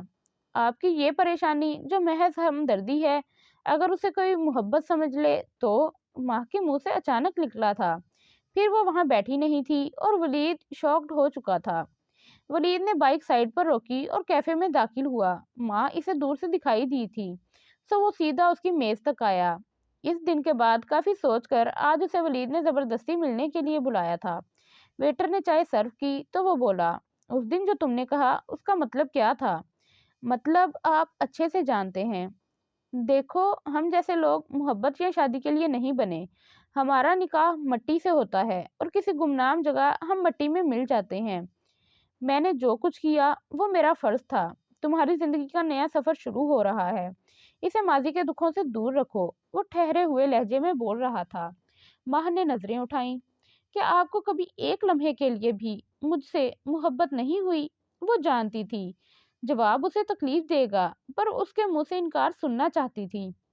वलीद ने उसे देखा और फिर बोला, नहीं, मैं अपना फर्ज अदा कर रहा था, बस। इंतहाई जब्त के बावजूद माह की आंखों के गोशे नम हुए थे और वलीद ने पता नहीं क्यों नजरें चुरा ली थीं। मेरी अगले हफ्ते रस्म है, आप जरूर शिरकत कीजिएगा। वो जाने के लिए उठी। बैठो, अभी मेरी बात खत्म नहीं हुई अभी, वलीद ने कहा तो माह बोली, मेरे ख्याल से अब कुछ कहने सुनने को नहीं रहा, सब कुछ खत्म हो चुका। वो पर्स कांधे पे लटकाते हुए बोली तो वलीद चुप रह गया। अल्लाह हाफिज वलीद, अल्लाह हाफिज, वो भी धीरे से बोला था। जुमे को उसकी शादी तय हो चुकी थी। कुछ लोग आपके कभी नहीं होते, बस वक्त उनको कुछ देर के लिए आपकी कहानी में लेकर आता है। खुशबू जैसे वो लोग जो हाथ में नहीं आते, कभी बस खुशबू की तरह उनकी यादें रह जाती हैं इंसान के पास। वलीद भी उन लोगों में से था। माँ उसे इल्जाम नहीं दे सकती थी। उसने तो कभी नहीं कहा था कि उसे मोहब्बत थी माँ से। ये तो लड़कियों का नाजुक दिल होता है जो तवज्जो की जरा सी आंच से पिघल जाती हैं। आज मंगनी हो रही थी उसकी। माँ ने स्टेज से वलीद को देखा, काले कुर्ते में, आस्तीनों को मोड़े हुए। वो हमेशा की तरह वजीह लग रहा था। काला लिबास तो मातम की निशानी होता है, पर उस पर जच रहा था। और अब ये झूठा दिलासा खुद को नहीं दे सकती थी कि वो उसकी जुदाई में काला रंग पहन रहा है। हमाद ने उसका हाथ अंगूठी पहनाने के लिए थामा तो माह ने वलीद को देखा। वो भी उसे देख रहा था। माह ने सर झुका दिया। अंगूठी पहनाने के बाद मुबारक सलामत का शोर सुनाई दे रहा था और माह को लग रहा था जैसे वो अंदर से मर रही थी। वो सोचों में गुम था जब कुद्सिया बेगम उसके पास आकर बैठी। क्या सोच रहे हो? वो सोचों से माँ की आवाज से निकला। कुछ नहीं अम्मी, यूं ही। वो सीधा हो बैठा। यूं ही तो खैर कुछ नहीं होता है। काफी दिनों से मैं नोट कर रही हूँ तुम कहीं उलझे हुए हो। माँ को नहीं बताओगे? वो शफकत से बोली थी। वैसे ही अम्मी, कुछ खास बात नहीं, बस कुछ काम का बोझ है आजकल तो ऐसा लगता है। अच्छा, तो फिर वो लड़की दोबारा नहीं मिली? कुसिया बेगम ने पूछा। अरे हाँ, याद आया अम्मी, इसकी तो अगले जुमे शादी है। कुसिया बेगम चौंकी। तो ये वजह है तुम्हारी सोचों की? ऐसा कुछ नहीं अम्मी। बेटे, जिंदगी में बाज़ औक़ात हम कुछ चीज़ों को समझने में बहुत देर कर देते हैं, और जब समझकर हम लौट कर वापिस आते हैं तो पीछे कुछ नहीं बचा होता। वलीद चुप रहा था। सोच लो, कहीं तुम भी खुद को समझने में देर तो नहीं कर रहे, फिर समझकर पछतावा ही हासिल हो। मैं नमाज पढ़ती हूँ, तुम तसल्ली से सोच लो। वो जाए नमाज उठाकर कमरे को चल दी थी। वलीद ने तवील सांस ली। अगर मुझे उससे मोहब्बत नहीं तो ये सोचें कैसी हैं, परेशानी कैसी है। मोहब्बत को वो कमजोरी समझता था, और कमजोरी शिकस्त देती थी। वो इतराफ़े मोहब्बत से डर रहा था। 2 दिन बाद उसकी शादी हो जाएगी और वो शौक तबीयत जिंदगी से भरपूर लड़की किसी और की हो जाएगी। उसके अंदर कोई बोला था। पता नहीं क्यों वो बेचैन हो रहा था। सोच सोच कर उसका दिमाग फट रहा था। आखिर उसे कोई रास्ता दिखाई नहीं दिया तो वो कर्नल मुस्तफ़ा के पास चला आया और उनसे बात की। जिंदगी में हम कभी ना कभी तो मोहब्बत का शिकार होते हैं, इसमें इतना सोचने की ज़रूरत क्या है? सर, मुझे लगता है मोहब्बत हमारी कमज़ोरी बन जाती है, और मैं नहीं चाहता इस वजह से मेरे फ़राइज़ में कभी कोताही हो। वो बोला तो कर्नल बोले, ये खुद तक है। कमज़ोरों के लिए हर चीज़ उनकी कमज़ोरी बन जाती है, और बहादुर अपनी कमज़ोरी को भी बहादुरी में डाइवर्ट कर लेते हैं। और इसे तुम कमज़ोरी ना समझो। मोहब्बत इंसान को ताकत देती है। मुझे क्या करना चाहिए सर? वही जो तुम्हें सिखाया गया है। जैसे इस ज़मीन और मुल्क की मोहब्बत है, वैसे ही ये मोहब्बत है।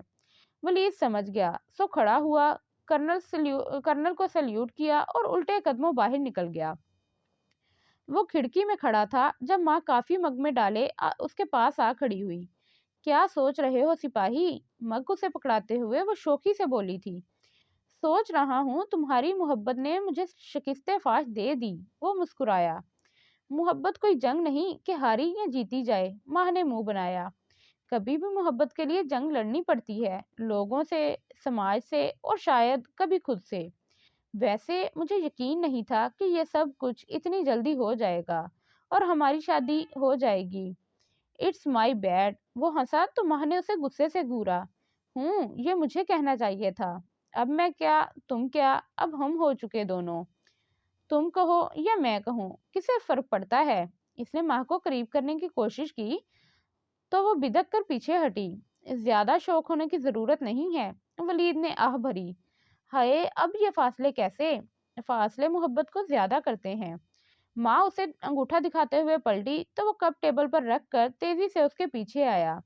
पर अब मुझे फासले पसंद नहीं है। उसे नरमी से अपनी बाहों के हसार में लेते हुए उसके कान में सरगोशी करते हुए बोला। माँ ने आंखें बंद कर ली। मोहब्बत का हसार किस कदर खूबसूरत होता है, اس نے دل میں سوچا، محبت تحفظ کا نام ہوتی ہے، اور آج وہ محبت کے حصار میں محفوظ ہو چکی تھی، ہمیشہ ہمیشہ کے لیے۔ ختم شد۔ تو یہ سٹوری بھی کمپلیٹ ہو گئی ہے اور اچھی سٹوری تھی۔